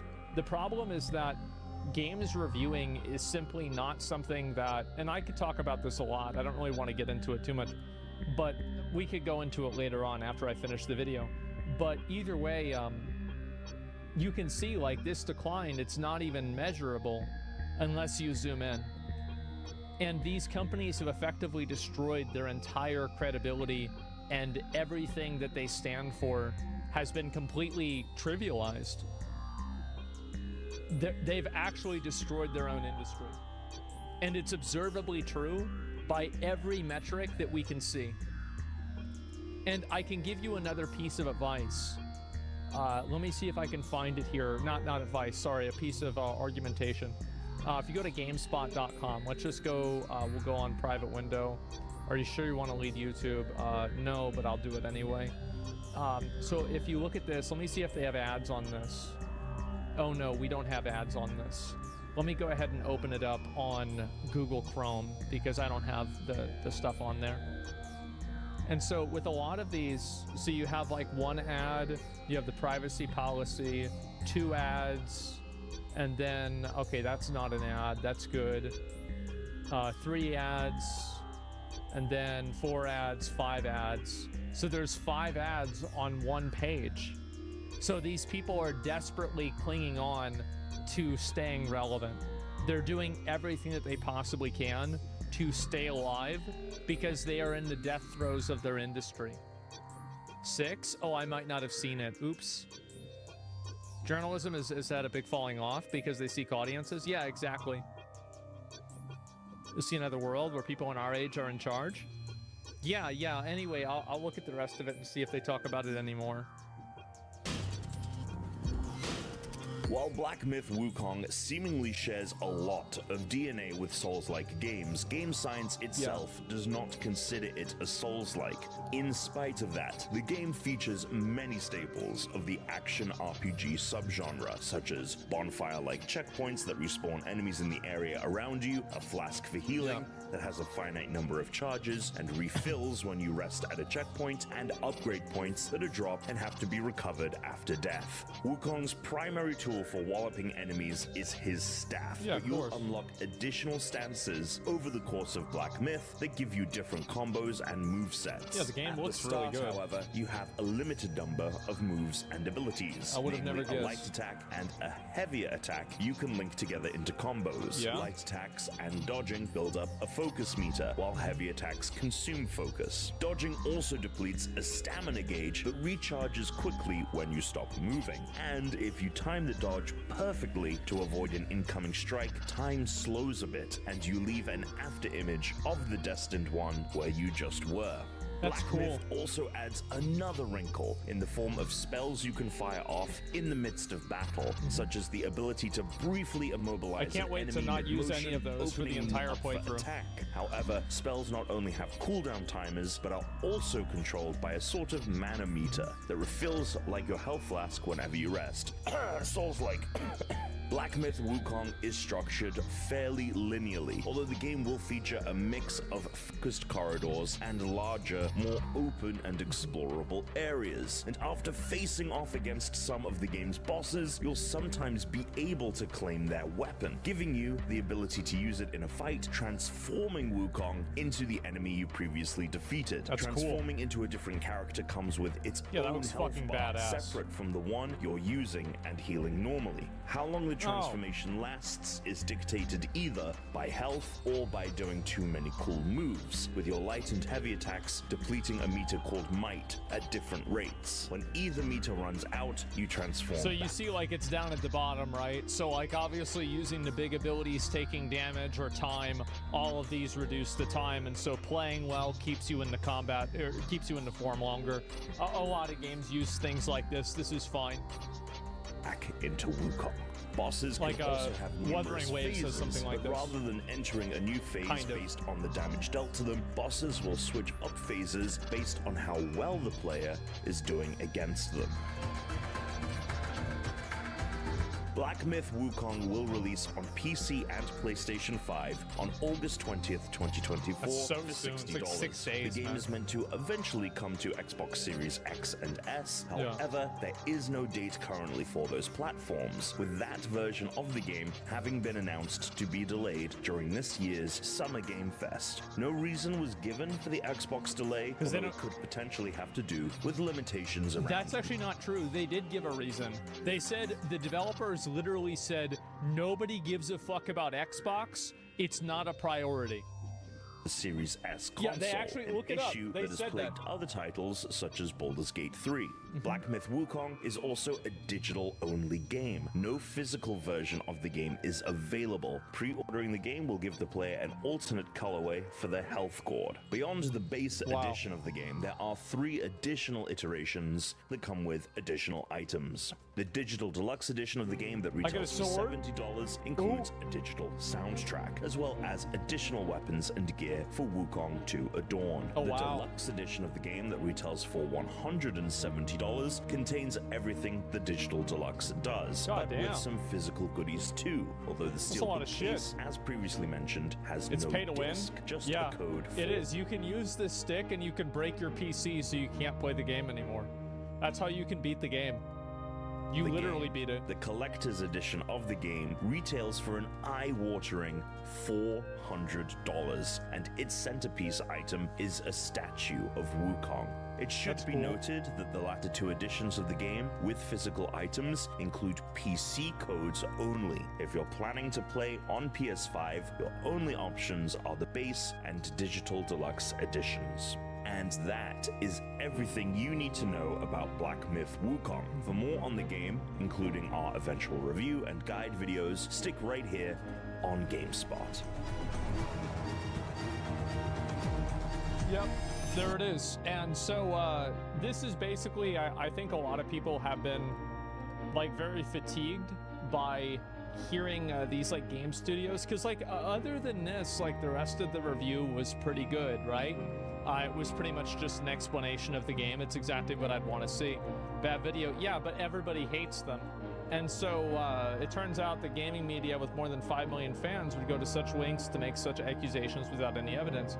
Well, it's not about whether the evidence is real or not. It's about whether people care. Like, I don't care what they do at their studio. What does that have to do with me? Like, I don't work there. I don't have anything to do with that.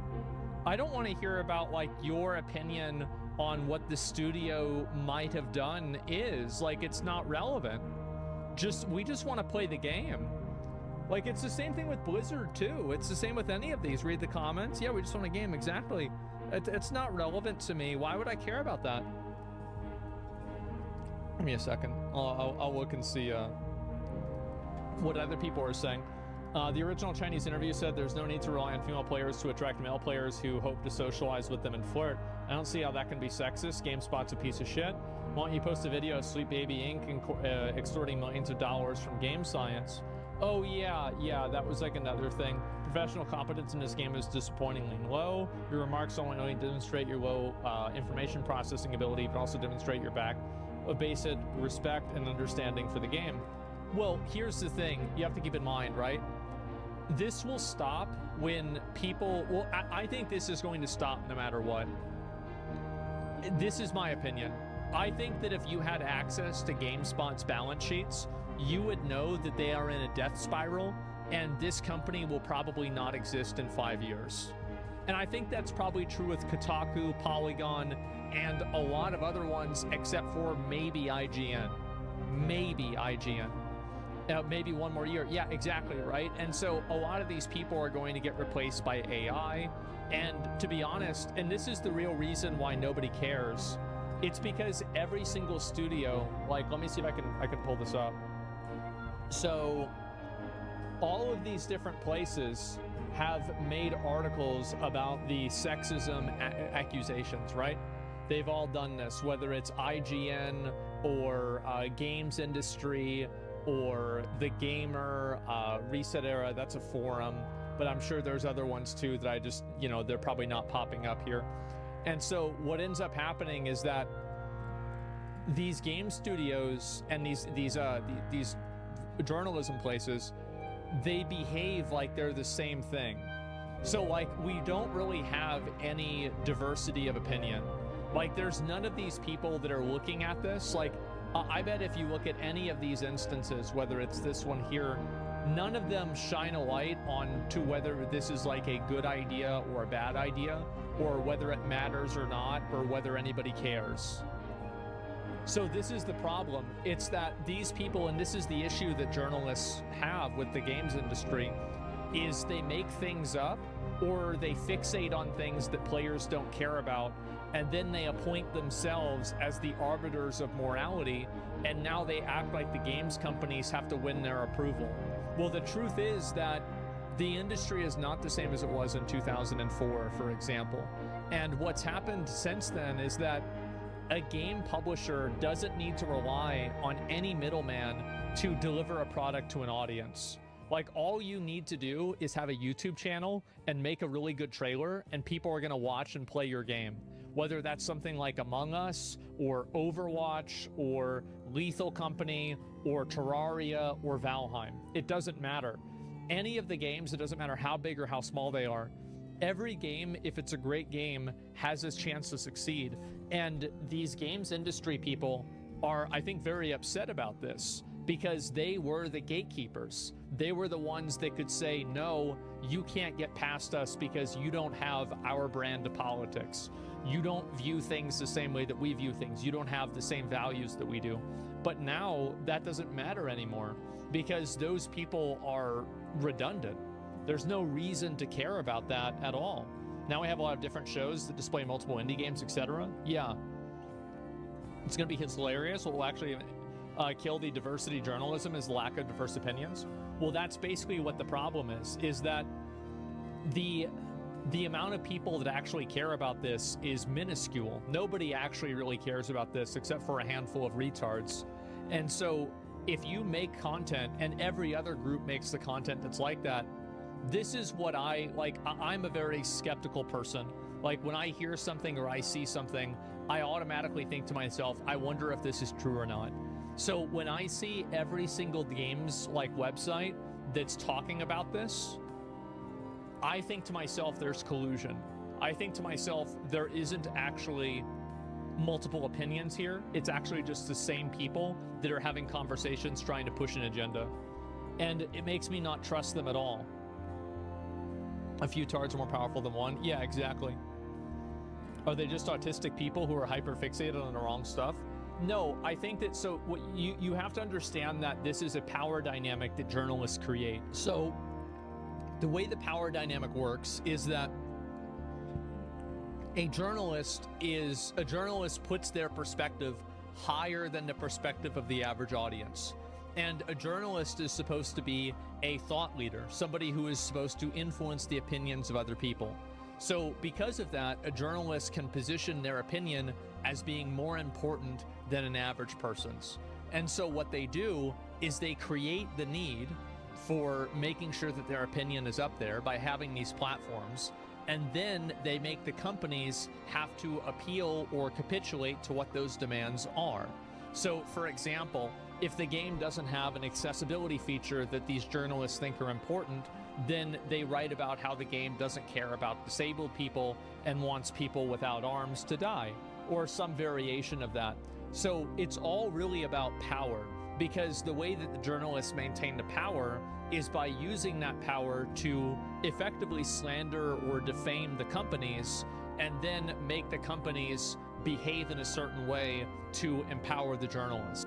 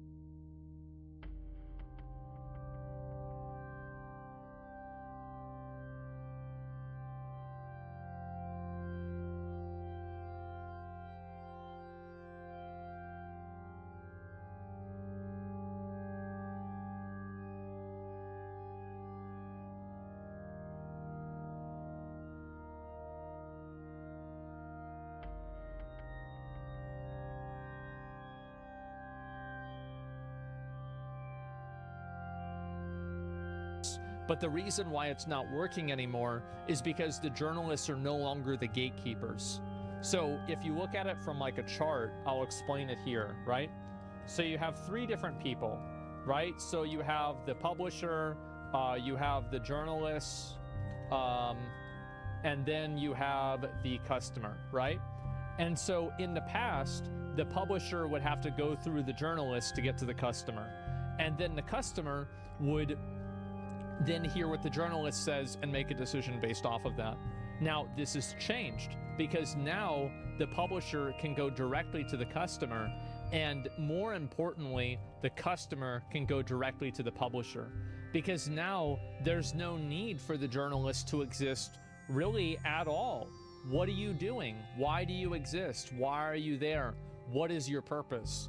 And the truth is that they don't have one. And so that, and how can you define that they don't have a purpose? Well, you look at the chart that I pulled up earlier. Their decline is measurable quantitatively, and it's a 99% decline. They are in their death throes. That's not true. Really. What about this? I'll see if there's anything important. What about this isn't true? Maybe in gaming, yeah. Can you explain? I'll give you a minute. But anyway, so this is what's happened. And so whenever you have companies like GameSpot that, you know, highlight something that's totally irrelevant to players, and also here's another big issue. Another really big issue is that a lot of these different like accusations of like sexism or racism or some form of politically inappropriate, like socially inappropriate behavior, these have been massively exaggerated for years. And like, you know, for example, like, oh, it's sexist, like, you know, Stellar Blade is hurting women, stuff like that. You read something like that and it's just like, this is insane. Like, no normal person thinks this, right? So it damages the credibility, because I think that people do care to some degree about sexism or something like that, but not really. 07 for me, don't pull me up. Okay. Well, anyway, yeah. Journalists shouldn't have opinions. They should only provide factual information so the reader can make up their own mind. Well, here's what's funny about journalism. So I wanna, this is a bit of a self-report that I think a lot of gaming journalists have. And I don't know if you guys have noticed this or not. Have you guys seen how many gaming journalists are being worried about how AI will take their jobs? You've seen many gaming journalists saying and complaining about this, right? Right. So what else are they also saying about AI? Well, they're also saying that AI can't create anything new. All it can do is regurgitate what's already existed. So under that logic, if an AI can take your job as a journalist, that means that you're not adding anything new, are you? And you're actually just regurgitating the same exact garbage that was out there already with a slightly different spin to it, and you're mad that somebody can have a robot do the exact same fucking thing. You're way overthinking it? No, it's not overthinking. If anything, it's underthinking. Yeah, that's what it is. They just scrape it off of Reddit. Yes, it's a self-report. They're not doing anything. So, definitely overthinking. Yeah, sure. And so this is what's happened. And I think that this is true with all gaming journalism. And I think also, like, there's another issue where a lot of people, I think it's a cultural change, and it's been happening for a while, is that we've spent probably the better part of 10 years recently being told what to think and what to care about. And I think that people are very fatigued of being told what to do. Like, they're being told what to care about, what to do. Like, oh, well, you need to care about this. This needs to matter to you. And the truth is that, no, it doesn't. Walking on eggshells 24/7? Yeah, I don't want to walk on eggshells around somebody like this. So I think that that game science here is making the right decision, and I hope that more companies make the right decision as well, by just simply, these game companies, these news companies, you are not accountable to them. They don't control you. The only thing that matters is your relationship with your audience. And if you go and you let them control where you're going to develop the game, you're going to make a bad game. Because these people do not represent the public. And if they did, they wouldn't have lost 99% of their market share in 10 years. You don't lose 99% of the market share that you used to have by echoing the sentiments of customers and the public. It just doesn't happen. So yeah, they're only accountable to gamers. Exactly. Yeah, you're not accountable to any of these games publishers or any of these, I keep saying the wrong word, any of these journalists. No Man's Sky Reddit hoax proves your point. Yeah, exactly. Influencers do the same thing though. They do. Absolutely they do. Yeah, for sure. And they're not accountable to me either. That's true. And that's a good thing. Like, it's bad that somebody, at a point where a person puts themselves up as a gatekeeper, and then they exercise that in an unhealthy way, that's bad no matter who's doing it. It's bad if it's a journalism person or a company. It's bad if it's an influencer. It's bad if it's anybody. Unless it's like a regulation thing that's like specific, right? This video is quite literally why everybody hates games journalists. Abso-fucking-lutely. Abso-fucking-lutely. And I hope these people realize that. Yeah, they are destroying their careers. I don't think it's bad if they report on sexism in the industry, but it's not something everybody needs to know. No, it's not important. And I think that it actually is bad because the accusations that they made were completely unfounded. They were total bullshit. And they were basically, this is what journalists do, is that one of them writes an article that's unsubstantiated and unfounded, and then a second one writes an article about an article being written, and then a third one writes an article about articles being written, and then they basically speak the thing into reality by creating a false, like, noise around it. That's what they do. And so you just can't take them seriously at all. They're instigating, right? Yeah, the story gets blurred. And things that were originally like an accusation or an interpretation from somebody, I went through all these accusations and they were all bullshit. So yeah, I'm really glad, and it's not a surprise that it's a Chinese studio, but it's gonna be great when more Western studios realize that these people are purely parasites and they exist only to make your relationship with your customer harder to attain. And as soon as they realize that and stop treating them like, in my opinion, I don't think that these people should be denied review copies, because I think that denying somebody a review copy is access journalism, and I think that's bad. But if I was a game developer, I wouldn't give these people any favors or do anything for them specially. And if I was going to give people like access to things, I would primarily give it to other people that were more honest. It's my art, dude. Yeah, why'd you make this? I don't know what the fuck this is. Black Myth Wukong's benchmark tool, which isn't even a game, has more players than Concord.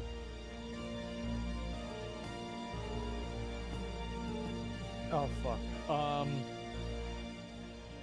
Concord isn't out? Yeah, but the benchmark tool isn't out either.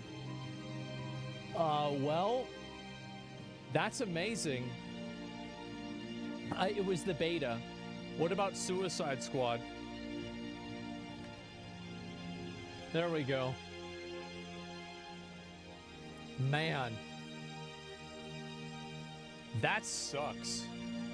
Like, can you imagine working at that? That's sad, bro. Like, wow. 153. Oh my fucking god. Everybody wants to see if they can run Wukong? How do you download the benchmarker tool? Because maybe I should do it myself. Yeah, I'm not sure how it works. Is it on Steam? Okay, let me see if I can do it myself. Give me a minute. I love China. Well, I mean, I will too if this game comes out and it's good. Yeah, and so it had a total of 85,000 people playing just a benchmark. That is nuts. Holy fucking shit, man. I guess I'm not really that surprised.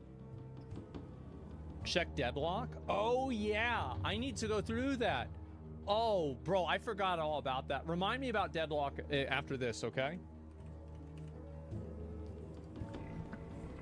No, this isn't it.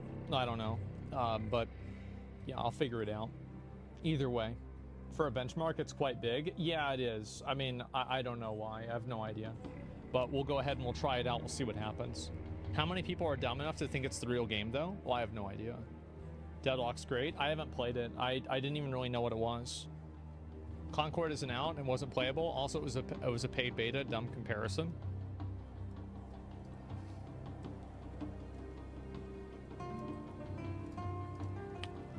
Do you want to admit that you're stupid and wrong, or do we have to prove it to you? Basically, the game was available with an open beta that you didn't have to buy. And so you're right that there was a closed beta, but there was also an open beta after that that allowed anybody to try the game out, regardless of whether they purchased the game or not. So do you see how that's not true, what you were saying? Yes, I was unaware. Well, put yourself in my position. What would you do if you were in a situation where a person was spamming in your chat that you were wrong, arguing with you over and over and over, even whenever they're wrong? What would you do if you were me? Part of my statement is wrong? Well, the entire statement was wrong, actually. So Concord was actually playable in a case where Black Myth Wukong wasn't playable. So if anything, it would have made Black Myth Wukong at a disadvantage because you were able to play one game and you weren't able to play the other one. So also Black Myth Wukong isn't out either. Neither of the games are out. So part of your statement wasn't wrong. The entire statement was wrong. Every single thing that you said was wrong. Like, you said 3 different things. That it's not out, that it's not playable, and that it was a paid beta. Black Myth Wukong wasn't out. Black Myth Wukong wasn't playable, and Concord actually was playable. And it wasn't a paid beta. So you're at 0 for 3. You were wrong about literally every single thing that you said. So you think that I need to give you a second chance, even though that you spammed constantly? That I was wrong about something that you were completely inaccurate about? I got it, and that way I'm completely wrong? Well, maybe we'll have to do ban appeals. I don't want to have people spamming in my chat constantly. Look at this guy. Ban that guy. Hey, what goes around comes around.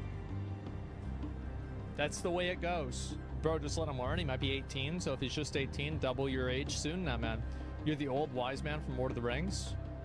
You see, you say this, you're not getting banned. You're not going to get banned, obviously. I'm just going to pull this up. Put the gun away. I can explain them. Delete your own account. Bro, just let them learn. What if I told you I just did? I don't think people learn a lot when they're able to just be absolved of every mistake that they make. Like, you don't really learn a whole lot when you get called out for something and then nothing happens. This is the learning moment. He did learn. Not only did he learn that he was wrong, but he also learned that actions have consequences. They do. I can't ban the internet. Yeah, he just did. He asked to be educated, and he did. He got educated. Seems like they just want to get pulled up. They don't believe that you can read as fast as you do because they can't. Oh, I don't know. Deadlock Verge drama. Yeah. So earlier today, someone was complaining to Pirate Software that your mods weren't responding to them unbanning.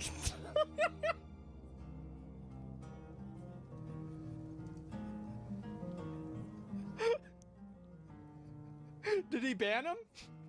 I really hope he banned him.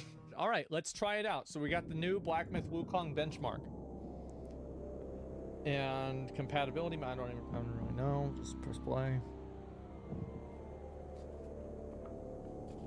Windows 5. Oh, this is the Chinese rootkit. Verified my account just to say that you're gay-shaped, weak, smart man. Good for you, man. I hope you feel better. Okay, yeah, this split frame rate is on, and oh no, I can't scroll down. See? Same with this. Oh, this is. Okay, everything is on cinematic quality. Alrighty, guys. Let's do it. Okay, let's do it. Do it twice? Yeah, I'll do it twice. Are you sure you want to run the benchmark? Yes. Oh, here we go.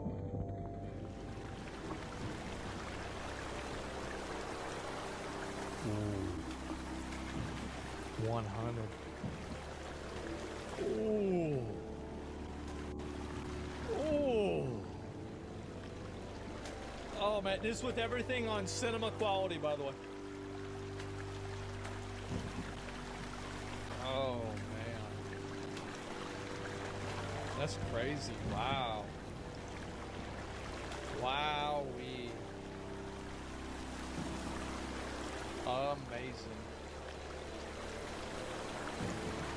It'd be 40 frames.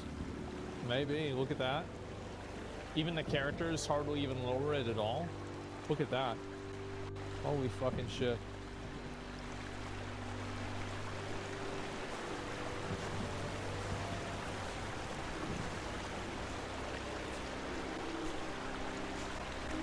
Jesus.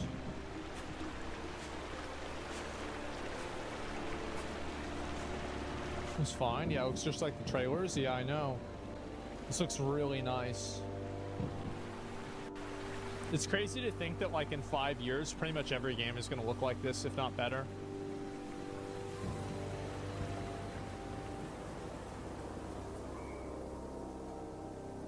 Isn't that nuts? Go to 100%? I will. I'll change it a couple of times so you guys can see it.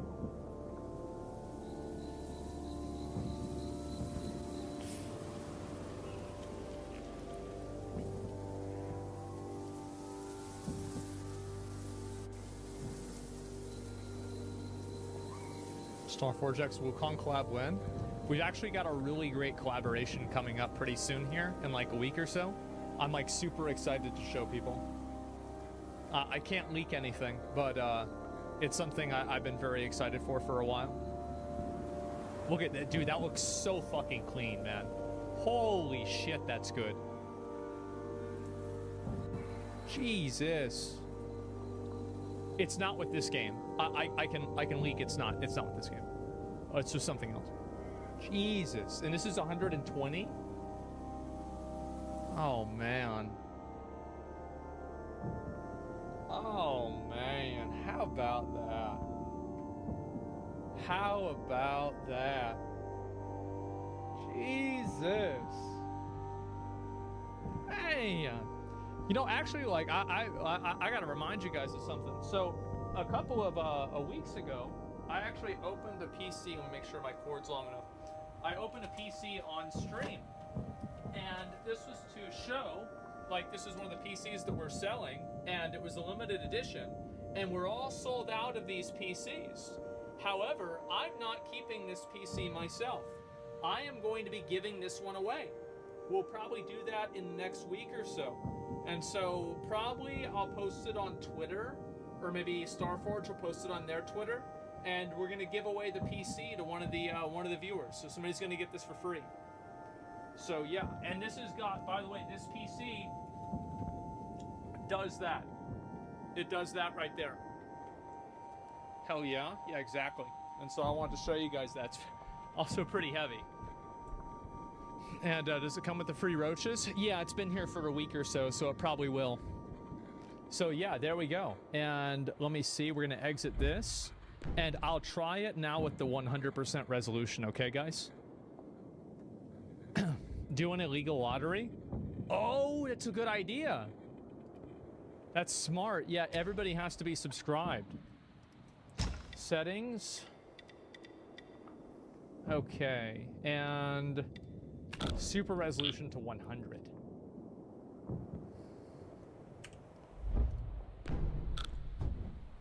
Okay, let's see what happens. You guys ready?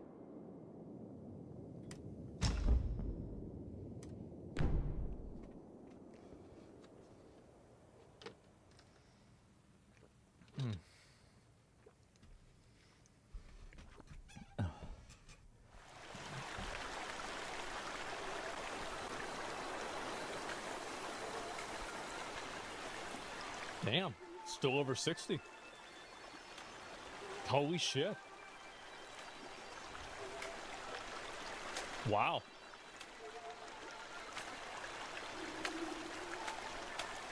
Fuck. This is still better than console? Yeah, what's the console FPS right now? It's like 12 FPS on console, right? That's like the new industry standard.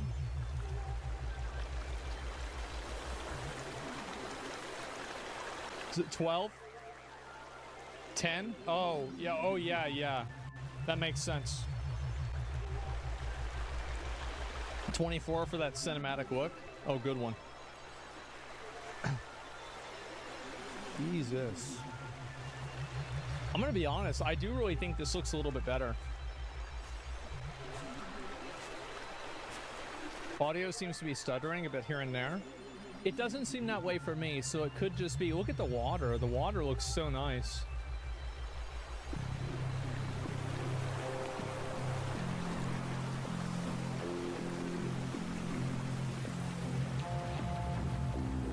Now disable frame gen? I will. Because I bet like here, frame generation is like carrying so hard. That looks so good though. Oh my god. I bet it's probably going to be like 40. Yeah, I think it'll be like 40 FPS with no frame generation.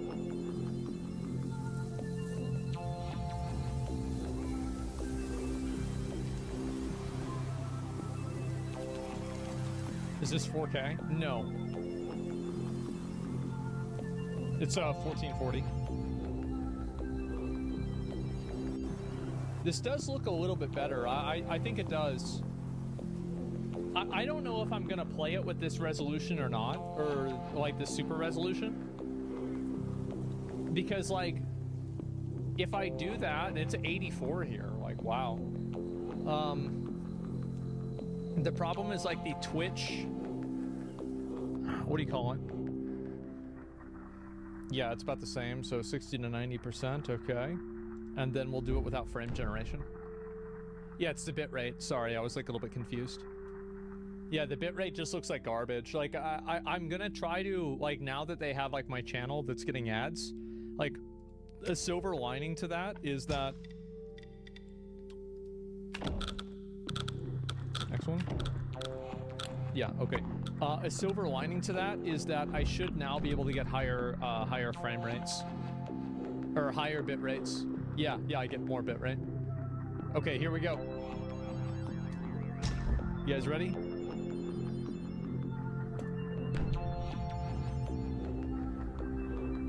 I bet this is gonna be laggy as fuck.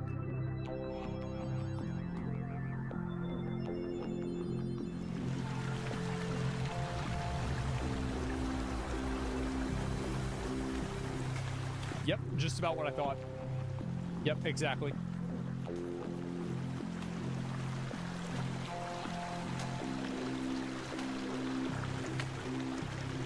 Yeah, I can see it a little fucky here. Looks worse. I think it does. I'm gonna be honest. I think frame generation is great. I like this more, to be honest. I don't. I think frame generation looks way better. Cinema FPS. Yeah, remember, hey guys, even now, we are still ahead of most console games. Even now. It's choppy? Yeah, it's not great.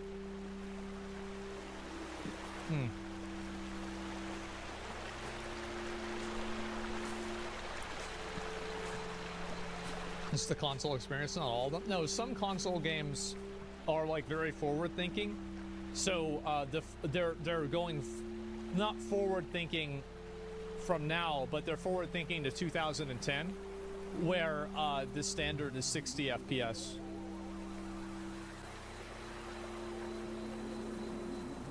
I'm actually surprised it's over 40 at all. Yeah, this is actually better than I had expected. This part does look really good. That's good. Yeah, I think so too.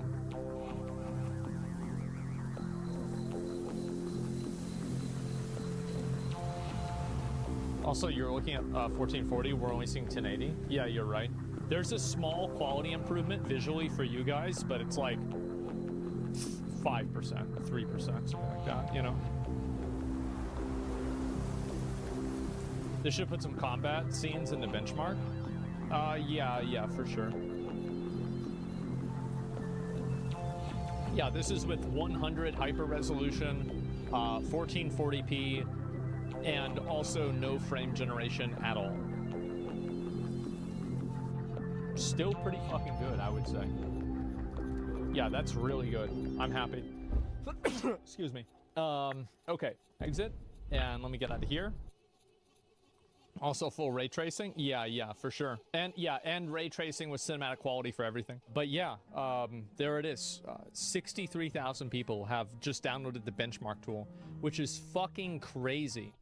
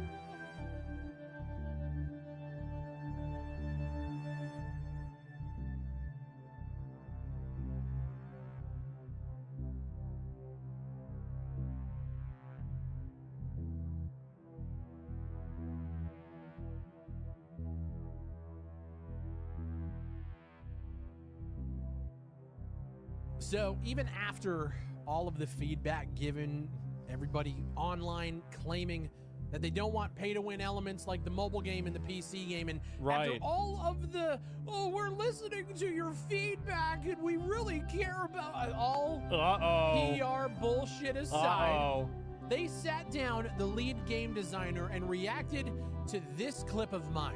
It kind of sounds like you're going to be able to buy in-game currency with real money, which I think it's a dumb strategy to monetize a game. I think you already have the battle passes. You already have the extra warehouse space, the safes, personalized appearances, melee weapons. I think those are all great things to monetize with. Why do we need to be able to buy in-game currency in a game where the economy means everything?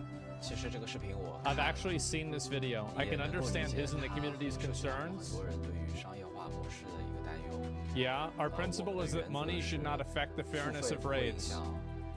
Yeah, but... You sure about that?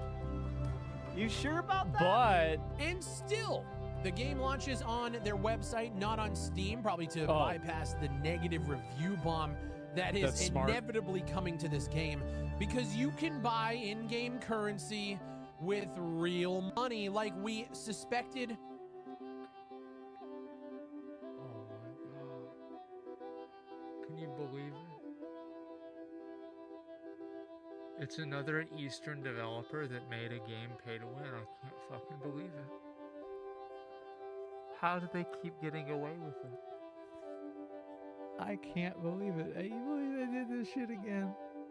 It's on a discount? Of course it is. Yeah, absolutely.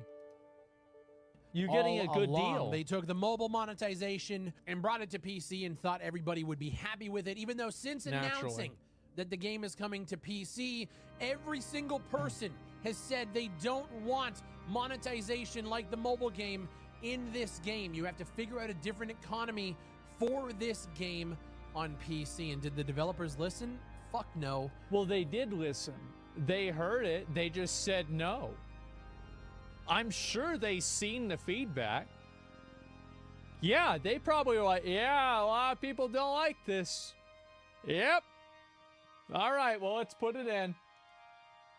They did not. Yeah, they clearly Even after saw claiming that they don't want one player to get a significant advantage over another, they did it anyway.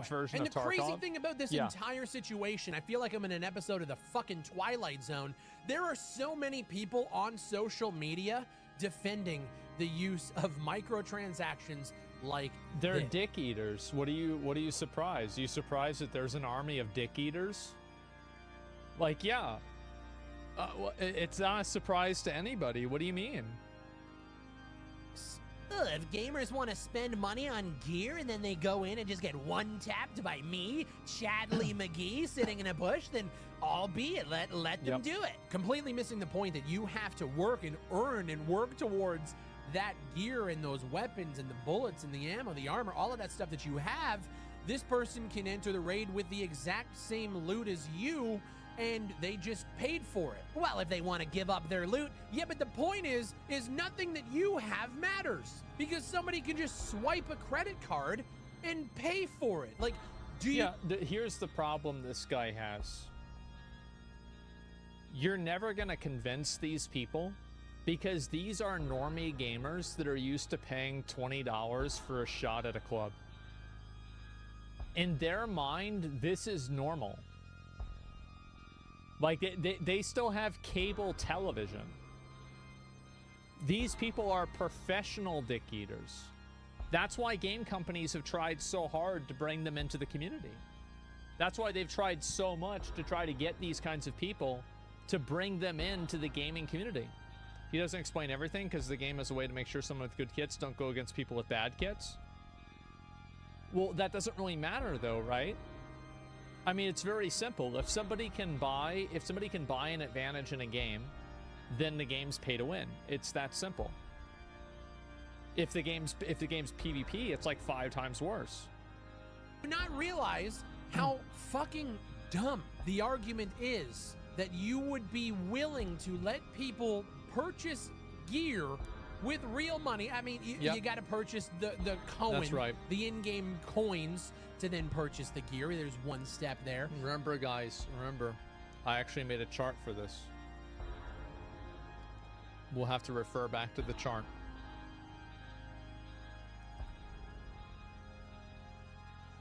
Okay. Yes, that's right. In case anybody's forgotten, this is the way it works. This is the best one. Yeah, it's totally different, guys. Completely different. But dude, the mental gymnastics that the online community is going in, and granted, there are a lot of people pushing back. Their Discord was on fire this morning. The Reddit is yeah, it's on fire. The people are Chinese or Korean. They can't even read it. Like, they're like, what are those white people mad about now? I can't even read it. I can't fucking read it. I don't even know what happened. So some assistant tells them they really don't like the fact that it's pay to win. They're like, yeah, they never like that, but they buy it anyway. Also, I guarantee you that's what they're telling each other in the studio. An absorbent amount of people just defend it. And I don't know if that's like a play for you to try to like rub the feet of the developers, maybe suck the teat a little bit. Maybe they'll give you a special treatment. I don't know what it is, but let me explain why. It's because people have already invested a piece of their personality or their time or their energy into the game. And so because they've already invested into the game, they don't want to put themselves in a position where their investment wasn't worthwhile. So they're not going to admit that the game is bad or there's something wrong with the game, because that would make them stupid. You see what I'm saying? And they might have already spent the money. Yeah, well, now are they stupid? I don't know. Able to ingest real money into the economy like this, where gear, armor, weapons, and just gear in general just means so much. It blows my fucking mind that they thought this was a good idea. Well, that's the reason why they're doing it. Gear and armor matters so much. That's why they're making it to where you can buy it, because more people will buy it if it matters more. My last video on mobile, it doesn't matter. Because mobile gamers, if you're a true mobile gamer, you are bred to be okay with just insanely terrible monetization models. But on the PC landscape, it's a lot different. Or at least I'm hoping that we can fight back enough to make sure that we are different. And the general argument is like, well, if you pay... They might claw back a couple of the features, but the truth is that the PC marketplace being different isn't really true that much anymore. Like, look at something like The First Descendant. The First Descendant has obvious pay-to-win features. Now, you can get them by playing the game, but you can get them faster by spending money. The truth is that even PC gamers have become acclimated to pay-to-win. Look at Lost Ark. Money, that doesn't necessarily mean that you win the game. You have to still have the skill. It doesn't fucking matter. If you can pay money, you can get gear quicker than somebody who has to earn it in game, who has to go through the trials and the tribulations. If you have better armor, better ammo, advantage better that weapons, they don't have. right off rip, compared to little Timmy who just grabbed the credit card that his mom just did a line of blow on to go spend a bunch of money on Cohen's to then just buy the gear that you have. It literally breaks the entire ecosystem. Yes, you can kill one of these players who has a bunch of purchased armor, weapons, and gear. And you can. Well, this is the free-to-play cope. The free-to-play cope is that if I grind 13 hours a day and play this game non-stop like it's my fucking job, I can beat somebody who is a light spender, which makes me better than them. Meanwhile, it's like some stockbroker that drops $1,000 on the game, and then you kill them, and they're like, oops, okay, well, I guess I'll buy another one. And they don't even think about it. Meanwhile, you're investing your entire life and identity into being able to beat these people. They don't even know that, they don't even care. Self-inflicted humiliation, you can take it for yourself.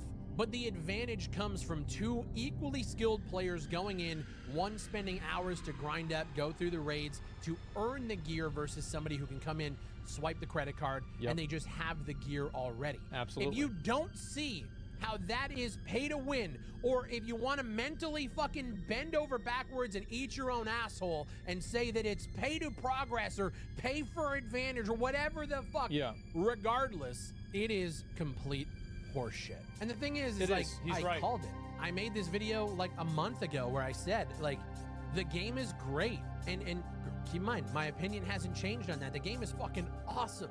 There's so many good things about it. I had a blast playing it today. But the entire time I streamed it, the chat was just up in arms about the pay to win. That's all the focus was on, was this. But the thing is, this is the problem, is that people clearly don't make decisions based off of if a game is pay to win or not. Like, the idea that you need to make a game non-pay to win or people won't play it, I think this is not true. People will play pay to win games. So, like, the idea that you can't do that, not anymore.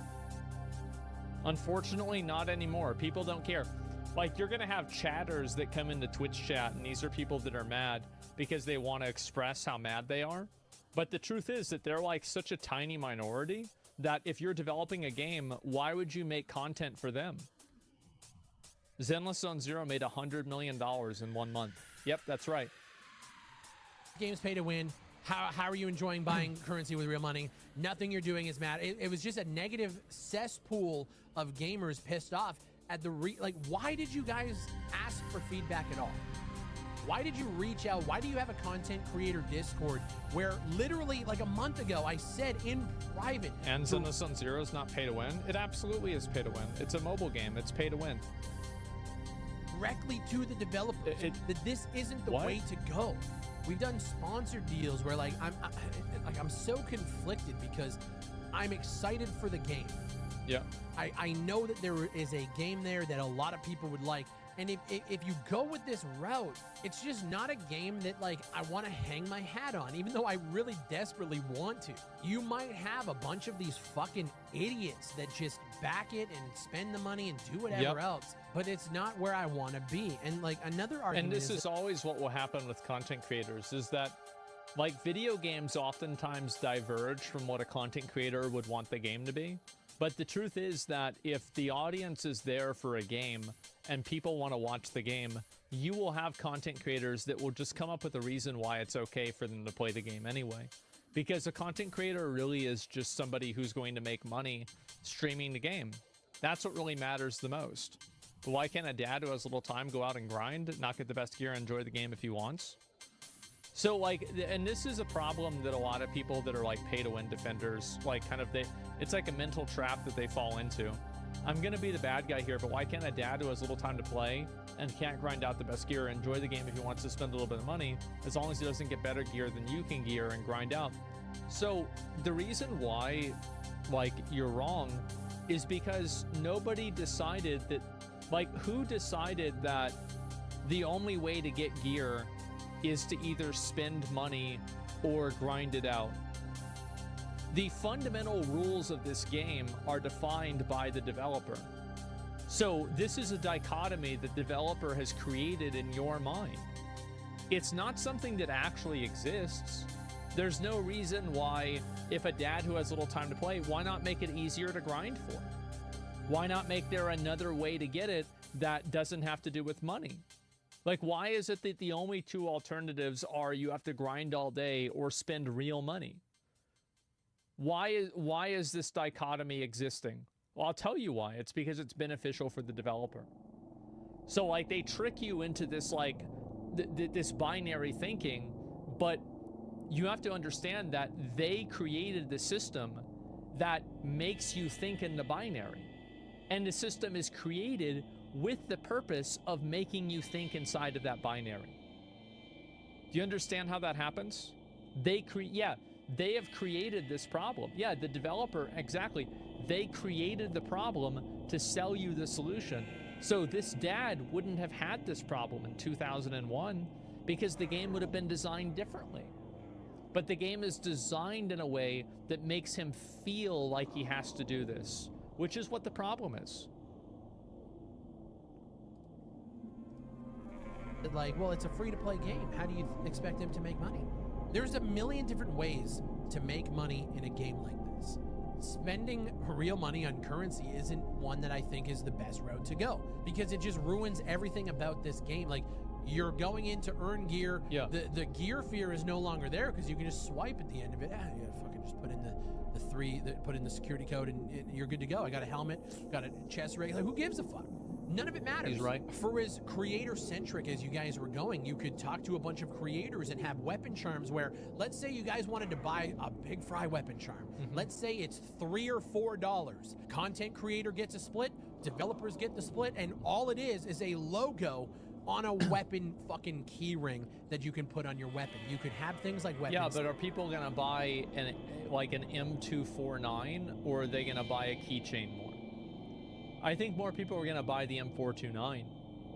So guess what? That's what they're going to sell. Skins. You can have things like skins for cosmetics. Both? Yeah, they should do And as both. long as you appease the crowd that hates the Fortnite level skins that we see in shit like Call of Duty, keep them realistic, digital camos, everything else. Dude, you could even have like custom patches where, again, content creators, it just requires a little bit of creativity to actually figure out a good way to monetize the game, bring in the community. Here's the reality. People spend more money when a game is pay to win. Because paying to win has a higher value proposition than having a keychain. Obviously. What are we even talking about? That's why they're doing it. Duh. You say you care so desperately about, but you just didn't. And like I said, man, I'm throwing my hands up. Like, if people want this and like they're defending it, dude, I had a stream today where so many people in my chat were just like mentally bending over backwards to justify why this is a good thing for the game. And it blows my mind that after 11 years of doing content and talking about this kind of shit on YouTube, I feel bad for this guy because he's in like stage 2 or 3. And he hasn't accepted the fact that people have resigned themselves to becoming dick eaters. I do. I really feel bad for him because he doesn't realize that we live in a world of dick eaters. And we have ever since Genshin Impact got popular. I think that was the real breaking point. It was Genshin Impact. And now it's normalized this type of behavior, and every game has it.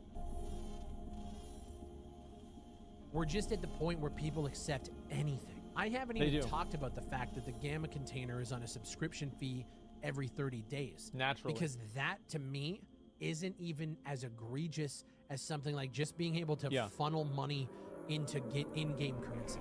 This is where we're at. I don't care if a game is free to play. I don't really care if a game is that good. And the thing is, like, I even all of this said, I still want to play it because the game. And that's why they're doing it, because it doesn't matter. Like, at the end of the day, adding in pay-to-win features doesn't make people stop playing the game. You think it does, but it doesn't. And that's the issue. And so people talk and they complain and they're in Twitch chat. I can't believe that you would do this. Why would you ever fucking put this in the game? The greedy fucks. I thought you cared about us. And they're okay, let me tab back into my game. They're playing the game at the same time that they're writing a post about how much they hate the game.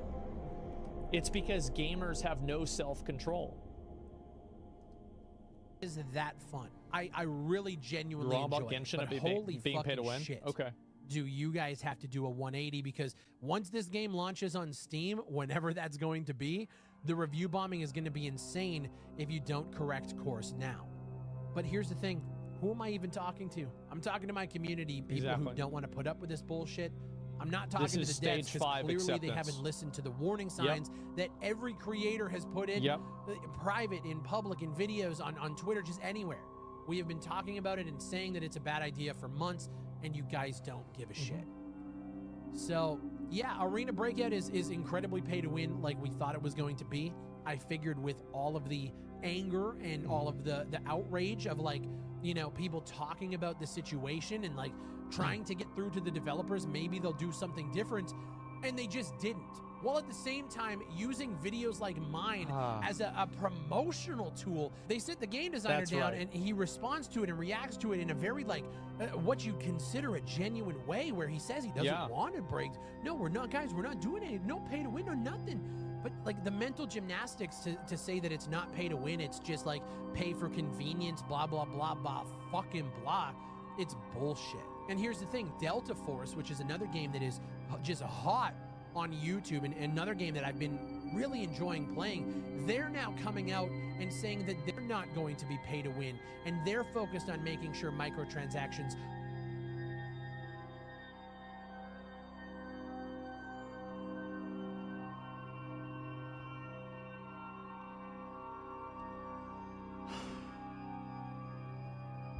That sucks, man. Bro, this dude is down bad. This sucks. I feel bad for this guy.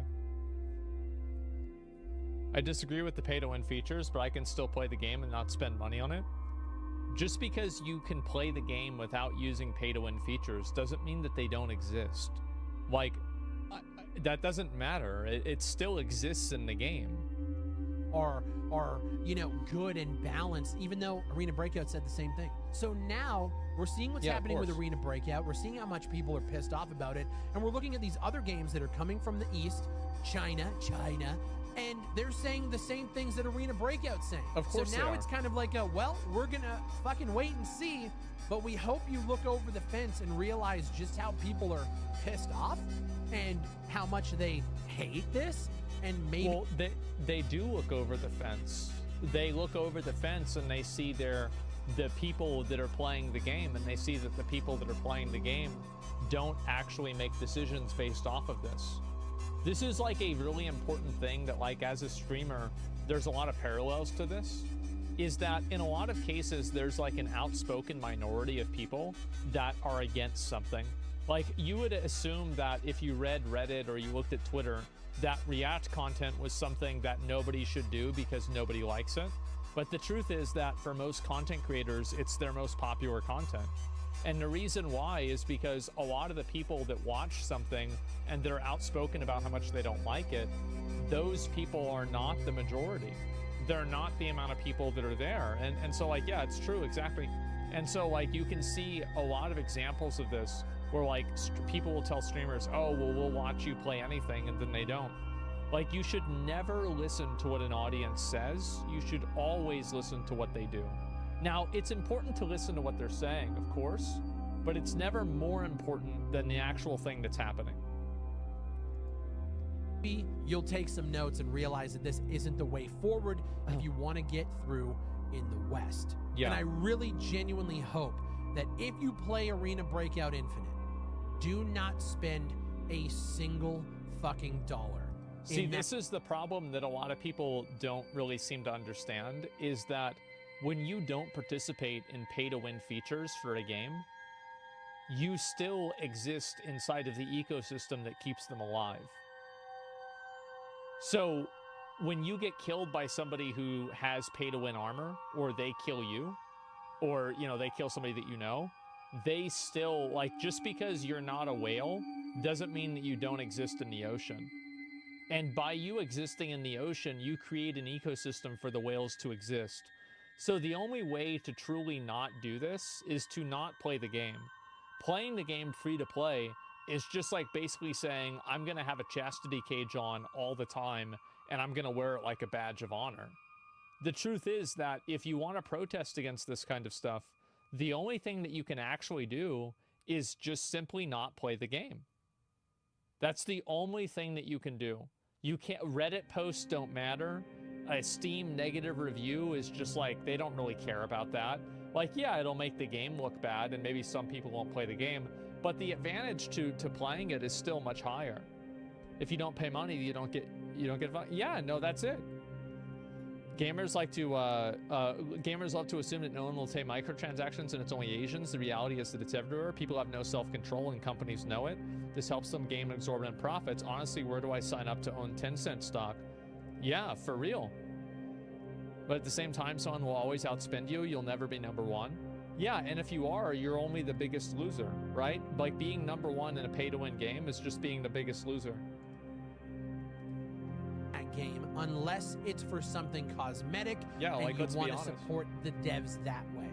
But like, paying for currency to buy gear with was something that the old EA CEO came up with back in the Battlefield 3 days. Do you guys remember They got how rid of him, we too. roasted John Riccitiello back in the day for saying that eventually he wants games to be able to offer bullets for money? You could pay per bullet in your magazine. Every time you reload, it costs you money. Guys, we're almost there, because now you can buy in-game currency to buy ammo off of the flea market auction house within this game. That's right. We're almost there. Give it like 4 years. And that's just, it's just... He's right. It's so frustrating. You can mentally gymnastic your way into the comments and tell me 100 reasons why this is a good thing. I had somebody send me a 20 fucking paragraph email today once I banned him from my chat, where he basically said that, well, real life is pay to win. You know, guys in the West they like this idea of fair, but this isn't something that, you know, happens worldwide. Other countries really are more okay. I don't care. I don't give a fuck. Some dickhead in Nebraska can buy a Lamborghini on his 18th birthday because his dad owns a fucking investment portfolio worth multi-millions. I don't care. Yes, real life is pay to win. Yes, that is how it works. That doesn't mean we need to accept it in entertainment. Anyways, well, I feel so bad for this guy. I really do. This is so sad, because I feel the exact same way.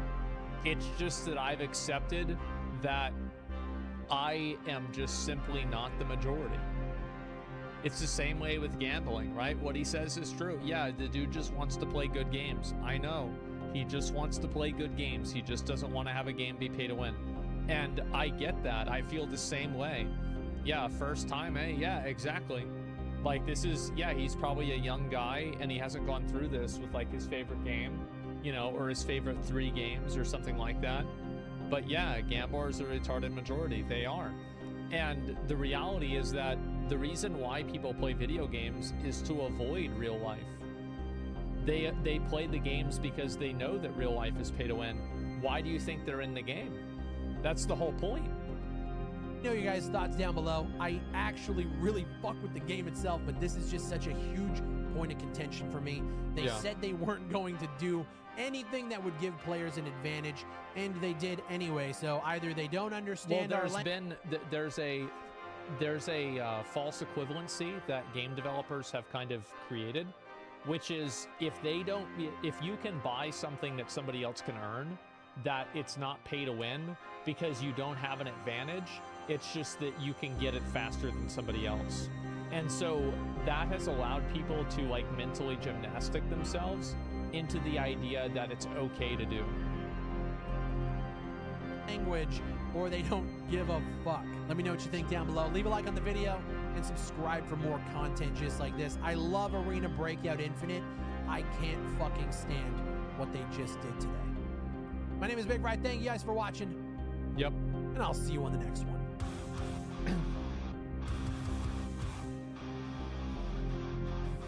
It's sad, man. I really feel bad for this guy. I'm gonna link the video. I think that he's right about everything. You know, he really is. He's right about everything, and it doesn't matter, and I don't think the developers care. The problem's right there. He likes the game despite the major flaws. Yep, there you go. And I mean, it's just Deadlock. You said to remember you. Yeah. I'll talk about the Deadlock stuff. But let me see here. You pay to win to send messages in world chat? Well, I'm not surprised. The 2020s, we're in the gaming era where you can bypass the core gameplay loop with your wallet because nobody wants to actually play games anymore. They heard your concerns, they just don't give a fuck. Real life is pay to win is a real reason to justify this. Yeah, video games have a break from how fucking depressing reality can be. Better off just charging $50 to $60 to buy the game and call it a day. Oh my god, where are these people coming from? If they charge $50 to $60, they're just gonna have a battle pass that's pay to win instead. Like, it doesn't matter. I guess we all kind of knew it was gonna come to this. Yeah. You can purchase chat, communication tokens. Wait, what? You have to pay money to communicate in general chat? Oh man. Oh man. This is so nice. Wow, what a good game. That's a bad game, yeah. And the best way that I can tell you guys, if you want to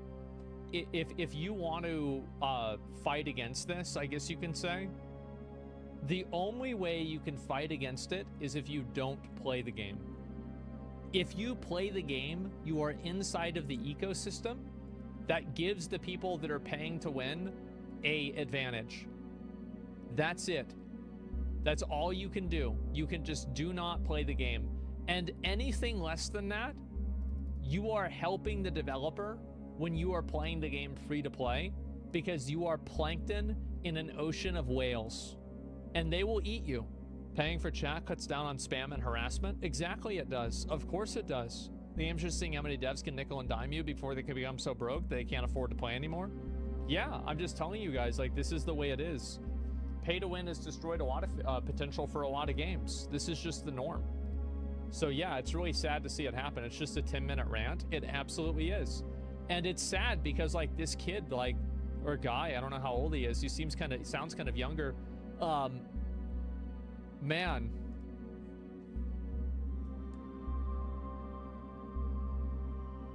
I was there. I really was. And this video came out 12 years ago. Did you also do a big rant about the WoW token? I did. I complained about it every step of the way. Every single step of the way, I complained about it and I got mad about it, and nobody ever cared. That's it. Nobody gave a shit. And people made it to where it was like, okay, they said, oh no, you're just wrong, you're just being a loser, etc. And that's what happened. So yeah, you get what you fucking deserve.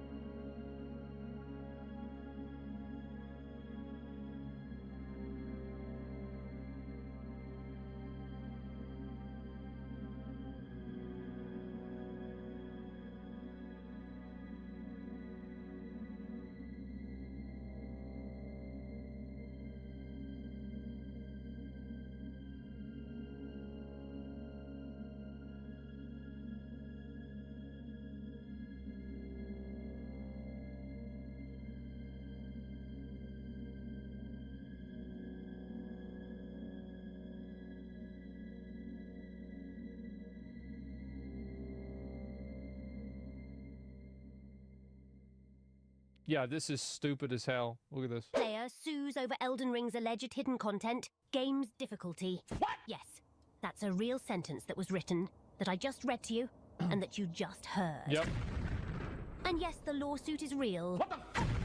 On the 26th of July of 2024, a 4chan thread was created by self-named user Nora Kizaragi, stating that in 2 months an Elden Ring lawsuit would occur, as he is suing From Software over allegations of hidden content behind a barrier of impenetrable difficulty. His initial post in the thread reads as follows. It's not going anywhere? September No, it's not. 25th, 2024 is when Bandai Namco Games enters court for a hearing in my Elden Ring lawsuit that claims we have only played half of From Software's game. Wow. And a whole new game is hidden inside, and that it's too hard to access for even its most dedicated fans. Only 50% of players have gotten there. You will be forced to realize game devs cater to crazy people because they have courage that you don't, to explore the unknown world. You will be forced to realize hackers have been lying to you, telling you content is cut, when it's actually just undiscovered. So he thinks all the cut content is actually in the game, but nobody's been able to find it yet? I mean, you have to admit, like, the imagination of a person like that, games must be so wide, like, I mean, I kind of admire the imagination. No offense, my man, but I think the only crazy one here is you. We are all familiar with cut content, right? Yeah. It's not a strange practice for game companies to leave unused assets inside the game's files. Many data miners in the community have already showcased lots of these files, with channels like Zully the Witch, for example, being one of the biggest. It's simply content that, for whatever reason, did not make it into the final release of the game. They had, like, whole boss fights for Bloodborne and, like, zones and everything that just never got shown. Remember the infamous Fear's undergarments, right? Part of the Deathbed set, Deathbed Smalls is currently unobtainable in the game. And in the past, having it in your inventory would outright ban you. A Reddit user even made a thread discussing his experience with the item. Someone dropped it for him, and sometime later he got this message on the main menu. He got soft banned. After contacting From Software regarding this issue, the team acknowledged that the item was considered modified data, which caused his ban. The item did exist in the game's files, but it was supposed to be inaccessible on purpose with there's like, you know, for example, like in WoW, there is a equipable, usable Frostmourne that is in the game. It's in the game files. It's just that you can't actually use it. In-game way of obtaining it. This is relevant to this case because it proves that cut content is not some super guarded secret. It's just that. Content that didn't make it into the final game for whatever reason, and that can like be the data Emerald mined by Dream and people like Vanilla or WoW. obtained via illicit methods. This is very important to consider because Nora states this regarding hidden content. The insinuation is that game developers have succeeded in hiding the campaign from data miners since the NES. Wow. Meaning the parallel universe theory is 38 years old. They've kept it a secret for 38 years. That's crazy. Secret campaign in the room with us right now, Nora. Look, it would be... I think this is great. I do. It's great that the internet has given these...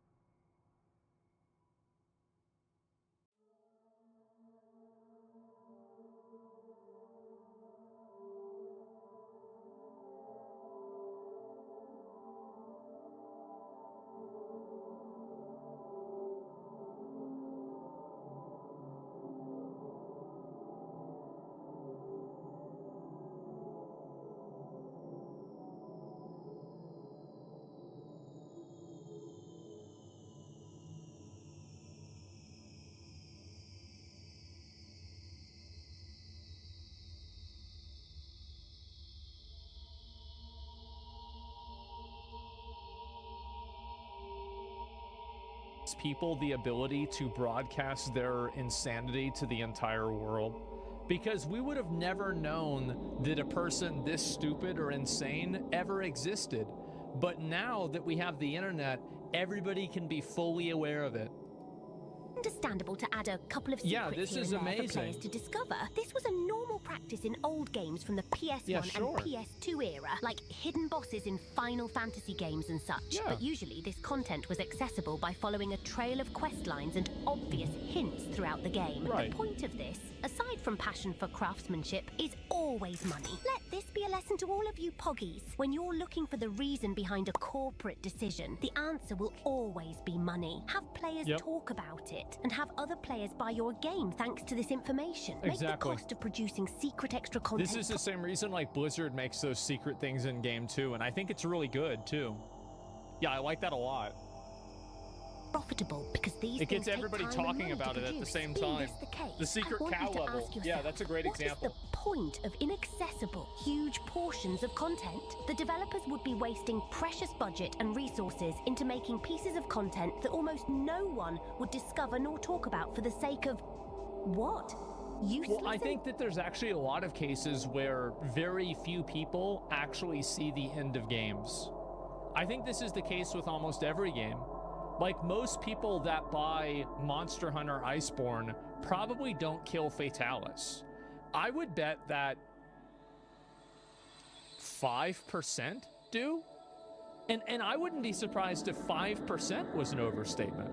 Elitism, if not even data miners, can find it to spread the rumors and have people interested in buying their product. Why make it at all? And mind you, lack of proof of its existence does not count as proof of its existence. I know this is just me arguing with a clearly mentally unstable person at this point, but I believe that healthy discussions can be achieved by discussing each point and the reasoning behind them rather than simply dismiss it as the delusions of a madman. But the more you read into it, the more you realize that that's what it basically is. Of course it is. My day in court. How will you cope with the truth? I became insane because it's what Hidetaka Miyazaki wanted in the case of Bloodborne. He wanted the players to break the shackles of humanity in the Drained of Blood interview. And then he proceeds to quote Miyazaki about Bloodborne lore. If this and he person wants the players to can't tell the difference between in-game lore and real life, then you know that you'll most likely be wasting your time by talking to them. However, like I said, you can always address these issues semi-seriously and healthily discuss them as long as you don't also fall into their delusion bubble, which is what the District Court of the Massachusetts State seemed to do. Like I mentioned earlier, the lawsuit is real. And it's scheduled for court hearing on the 25th of September. You can look it up. Dude, I would be, if I was working at Bandai Namco, I would be begging to go to that lawsuit. I would be like, please fucking let me be the one that gets to go to watch this live. Like, I want to be there. I have to see this. Like, let me witness this. Yes, please. Yeah, in court. Yeah, tag me in. Because I bet at the company, they are like probably arguing over which one gets the privilege to be able to see this happen in person. Yourself if you want, since Nora provided the docket number for it. I believe this to be evidence enough for us to completely disregard the idea of this being a troll post. This man really went all in and wants to sue From Software over a delusion, because even he knows that he doesn't have any evidence for his claims. When inquired about evidence for his claims, this is what he has to say. Are you familiar with division by zero? The closer an equation gets to zero, the higher the increase of change becomes, approaching infinity. Actually, that's wrong.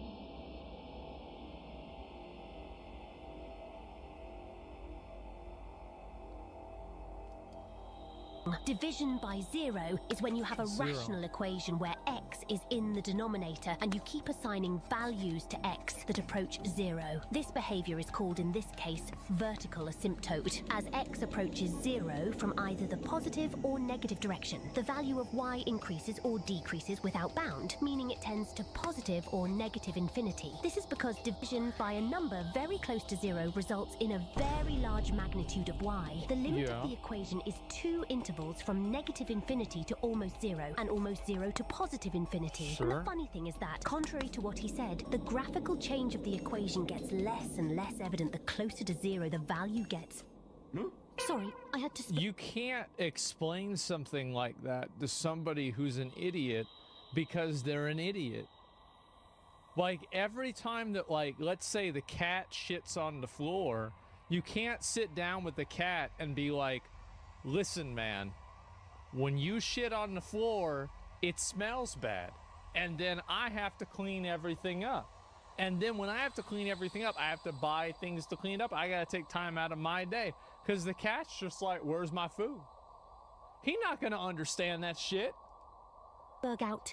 In this case, we have a It's whole never bunch gonna of work. hints that there's another world out. No evidence, but these constant hints game developers keep dropping God. out. For instance, in the case of Sekiro's art book, Yeah. teasing that he might be a ninja in the other side of the story. In the case of Bloodborne, we see German in the fishing hamlet, in a magazine can, things that haven't been found in their respective games. The first answer is it was cut in development. The real answer is it's a whole new world.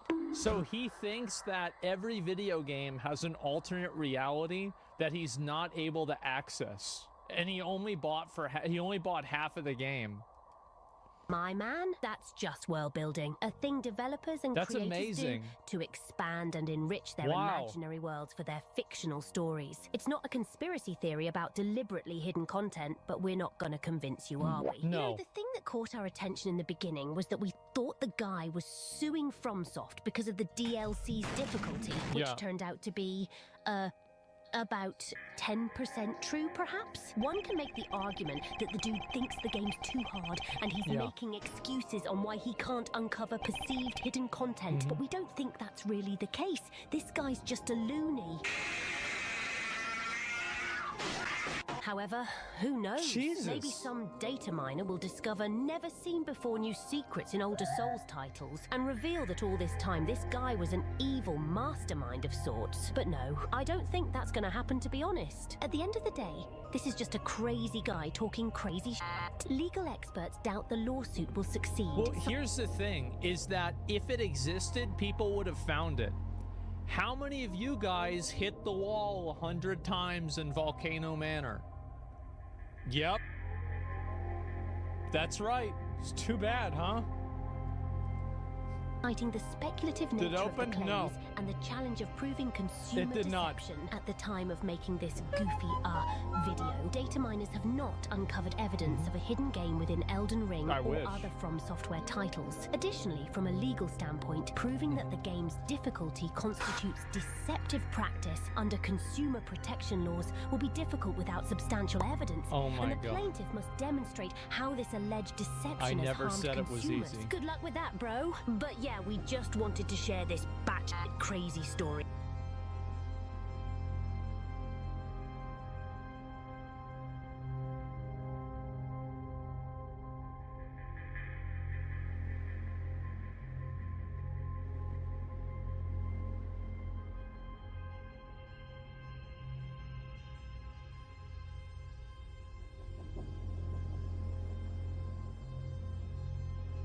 So this has been a pretty popular topic today. There is a new game that's been called Deadlock. This is something that, senior editor, we played Valve's secret new shooter, Deadlock. Well, nothing says it's a secret like taking screenshots of it and posting them publicly on your website with ads all over it. So yeah, early development build. Deadlock is still early in development with a lot of temporary art and experimental gameplay. Do not share anything about the game with anyone. Wow. Well, I think somebody didn't follow the directions. It's a secret, bro. Stop telling everyone. Yep, there you go. Do not share. And a lot of people are mad that this happened, right? And this is the match, and this is, I guess, somebody who posted.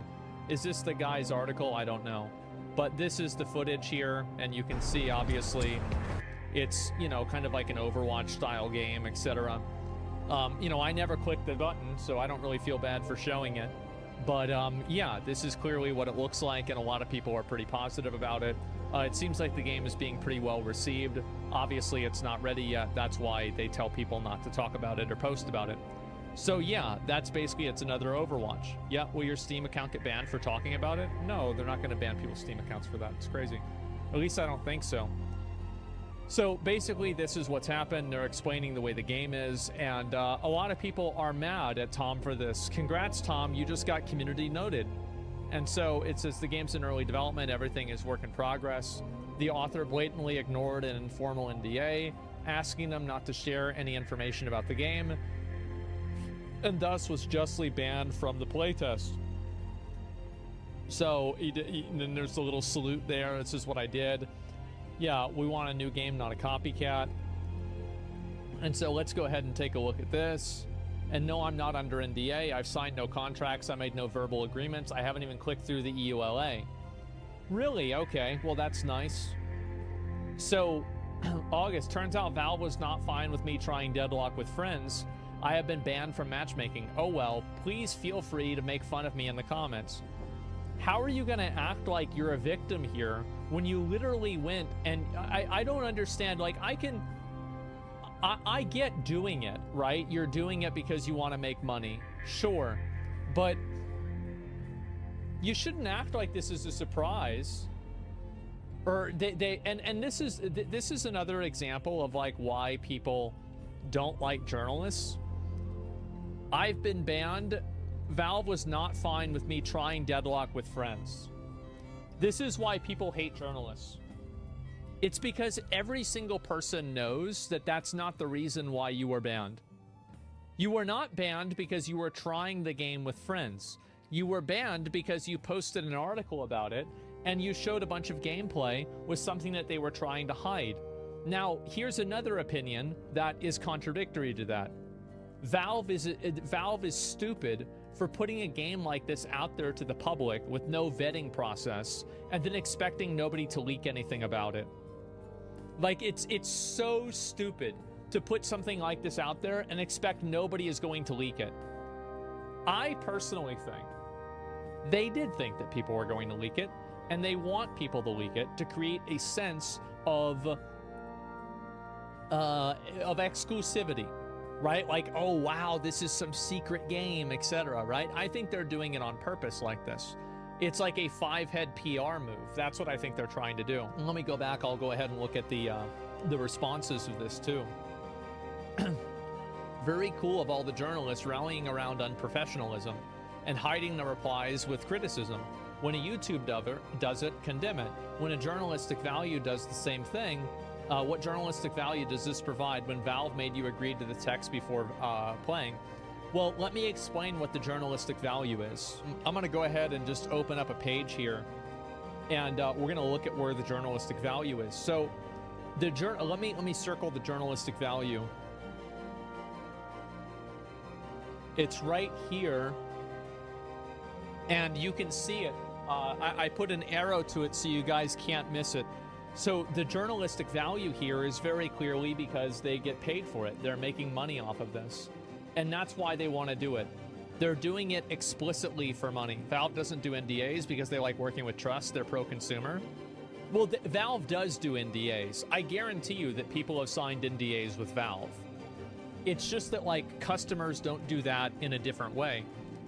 Like, you really think Valve doesn't do any NDAs? I mean, come on. Every company does NDAs. You have to if you're a tech company. This is why they'll no longer exist in a year or two. Yeah, of course. And so, if I look and see this myself, but they're just not doing NDAs like mass NDAs, which I think is very different. And I think that makes sense. Literal first thing that appears when you open Deadlock message is requesting you don't leak any of the alpha. This is an absurdly unprofessional move by The Verge here, but anything for the first scoop. That's exactly right. And so everybody is really mad at them for this. You can't test games like Deadlock without big data. Yeah, sure. It's already closed beta with a friend invite. How do you think Valve kept Half-Life Alyx a secret for so long? Well, I mean, here's... Look, let's not... That doesn't matter. The point is that if you're writing articles and posting a bunch of stuff like this, what does this do for the environment? I think that a lot of games journalists like to present themselves as being above influencers and content creators and YouTubers, right? They're like, well, we have a higher standard of ethics and behavior. And when you post things like this, you immediately destroy that credibility. And you have no leg to stand on, and you have no way that you can say that you're better than anybody else when you're doing actually the thing that even YouTubers wouldn't even do. They are the respected source. Yeah, you're no longer respected when this happens.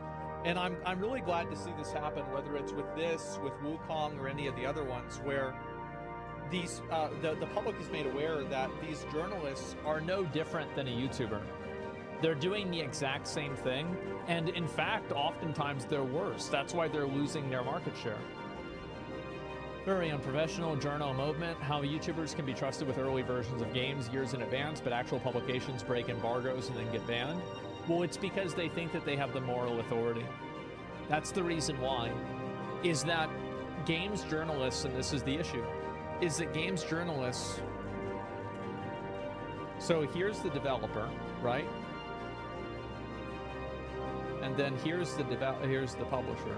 Sorry, I didn't plan this out ahead. Okay. This is the journalist, right? So this is the way it actually works. But what games journalists think works is that they think that they're here. They think that they're on the same level as the developer, but they're not. The games journalist exists because the developer allows them to exist. You're not on Valve's level. That's not the way it works. That's why pride is a sin. Classic. Yes, this is exactly why pride is a sin. I can't tell you the last time I trusted a Gamer Journal review for a review. Gamer Journal for a review? Yeah, exactly. And so these people think that they are somehow elevated beyond like a YouTuber or beyond like an individual content creator. And in fact, I think the case has become that they're below them. But they have like this moral authority that I think makes so many other people angry. The problem is there's no standard to becoming a journalist. A lot of other standard journalism, at least back in my day, you go through a lot of training and learn integrity and professionalism. Well, at the end of the day, like, a lot of that stuff matters in cases where you're talking about like a news story because you're protecting identities of people and things like that. But this is usually just people talking about video games, right? So like a lot of those integrity things don't really matter a lot to the user in the same way that they would whether you're writing a story about like somebody in witness protection program or something like that, right?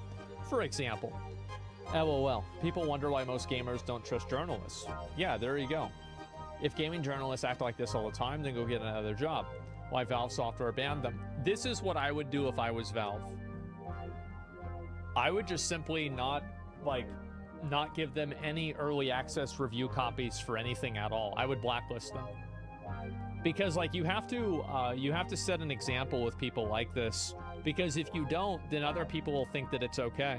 Because here's one thing that's undeniable, is that this guy, Tom Warren, has made money because he wrote this article.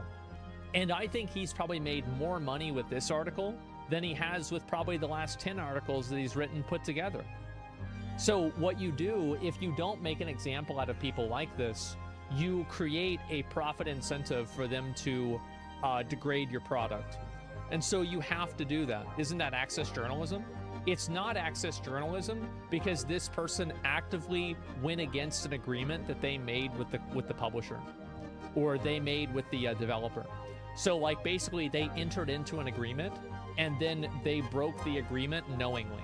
They knew that it wasn't supposed to be shown and they did it anyway. So access journalism is generally done when a person didn't do anything wrong, but they're trying to just cover it in an authentic way. But this person did do something wrong because they actively broke a rule. Wasn't that a gotcha? No, it's not a gotcha. I think that one was okay. Can't the developer sue them for this? Probably not. Also, it might be a bad take, but I don't think journalists should get access to the alpha. No, I think that you should give journalists access to the alpha. You should also give content creators access to it. I think that it's fair to give press and people like that access because a lot of them might have good insight. So it's not a bad idea to do that. It just means that they're not the only ones that should get access. Average players and professional players and everybody inside of the spectrum should be given access. That's the best way that you conduct a test. Anybody knows somebody in the game that can get access? I have access? Yeah, I'm sure I could get access too if I wanted it. But yeah. And so, yeah, I think this definitely, like if I was a developer, think of it like this. Let's say you're developing a new game and you want to show it to a few people in the press to have them write an article about it. Would you trust The Verge more or less after this article was written? The answer obviously is no. Absolutely not. And if I was, let's say, Square Enix or Capcom or Blizzard, would I want to give these people special previews after this? No. And the reason why is not access journalism. It's because these people actively refuse to listen to what the agreements with the games are. This is a totally different thing. Was the answer to your question? Yeah, well, I'm sorry. I'm a little bit confused.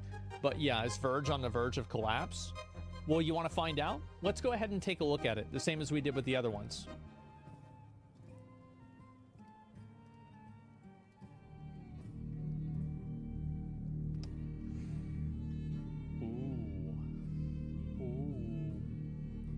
Ooh, not so good, huh? It was a lot better in 2013, 2020 even.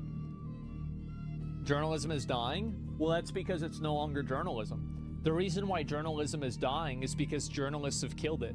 They've killed it by becoming activists and doing it under the guise of journalism. The only people that you have to blame for journalism, quote, dying are journalists themselves. They're the ones that have co-opted these platforms that are supposed to be a platform for information, and they've turned it into propaganda. That's the reason why. Journalism is basically the mouth of the Democrats. I do think that it's universal that all of them have the same progressive viewpoints, and none of them none of them present any viewpoint that's contrary to that.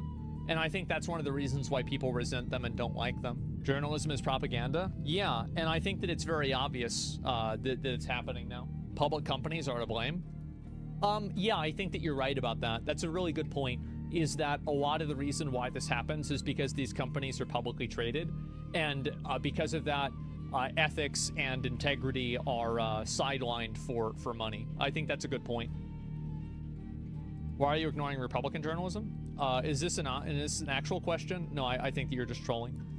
That's fine. Journalism isn't dying. Bad journalists are getting fired. Well, the entire companies are falling apart. That's what's happening. Back in the day, publishers required 2 sources to publish. Now they publish first and worry about it later. They aren't journalists. I mean, classic open stream to ask a stupid question. Yeah, something like that.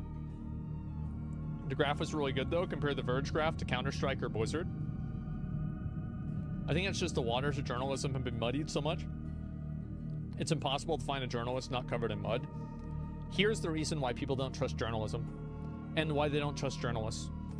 It's because journalists report on things that are too much intertwined with their own personal views. And all journalists have the exact same personal views. All of the mainstream journalists that are in like the good graces of all of the big companies, they are all super left-wing, and they all support the exact same agendas. You know, like the desexualizing, characters in video games. Game science, the people that made Wukong are sexist. Video gamers are racist. You can't remake Resident Evil 5. They all have the exact same cookie cutter, like copy-paste opinions. And that's the reason why people don't trust them. It's because, like, these opinions are not the opinions of an average person. An average person doesn't have this problem. They do. And then they make it the average person's problem by writing articles about it, assuming that we'll care. And we don't care. They are influencers, but the influence is limited. That's what they, it's what gets people to click, unfortunately. Well, it's also what their viewpoints are, too. The linchpin for Gamergate, gamers are dead on publications, 20 publications all within a few hours of each other. Exactly. Why are you ignoring my favorite Republican journalist conspiracy blog? Yeah, clearly, right? But no, there's definitely people. Well, the reason why I'm ignoring them is because they don't have the good graces of the companies and they're not employed by large companies. So it's a matter of the fact that they exist, but they're not mainstream. And I think the problem is the fact that they are mainstream. So there's no right journalists or right media? No, that's not what I'm saying. So what I'm saying is that, for example, if you look at like all of the main gaming publications, they all have the same viewpoints. And those viewpoints are the only viewpoints that are represented in any sort of a mainstream media publication. So the fact that there are other publications that don't have that viewpoint is true, but those publications are demonized, slandered, lied about, and also not mainstream. And companies don't work with them as much. So that's the reason, and that's the difference. It's that one type of viewpoint is accepted and the other one is not. It's not about gaming, but media in general. Oh yeah, it is media in general. But I think gaming journalism is like a little microcosm that is easy to look at because you can see all of the pieces in it because it's small. Dr. Disrespect deleted this post on X. I saw that.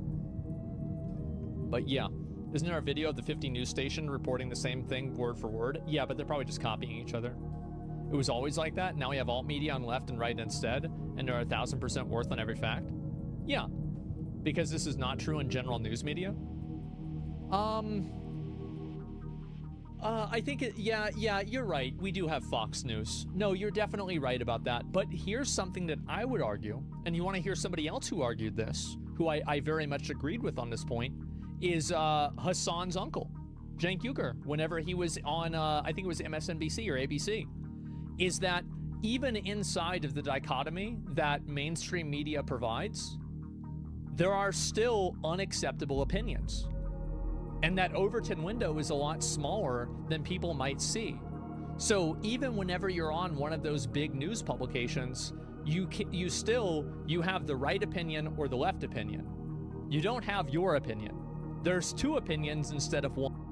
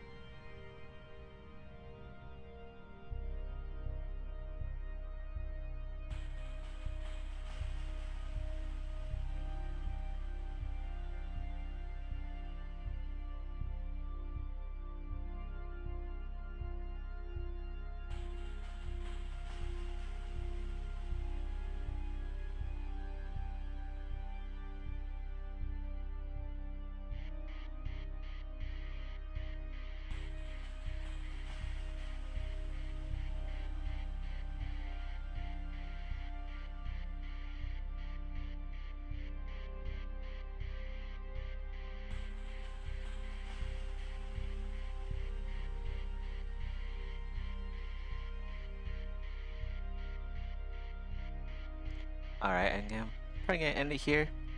Got a lot done today. Have the male abyssal ready now.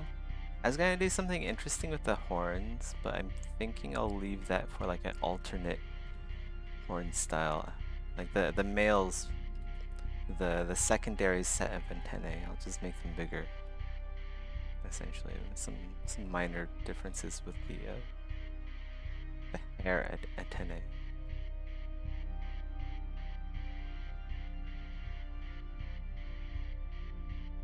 No, this one's shinier. What's the smooth? What's the smoothness on this one? Let's go check. So we have roughness of 0.35.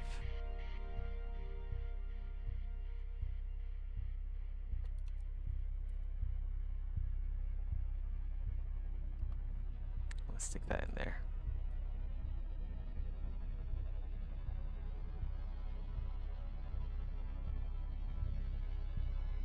But yeah, pretty cool. Put them side by. I was actually thinking about putting them side by side, so it makes a bit more sense. Yeah, we're getting done with these pretty damn quickly. Obviously, they're not in their final form. Like, I mean, look at the UVs here, right? They're completely unoptimized. And like, there's probably some baking errors in like some areas that can improve as well. But I'll fix those when I'm getting ready to do the animations.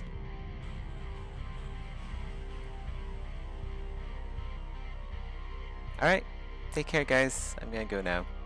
Bye bye. Gotta go take a short nap and then probably work.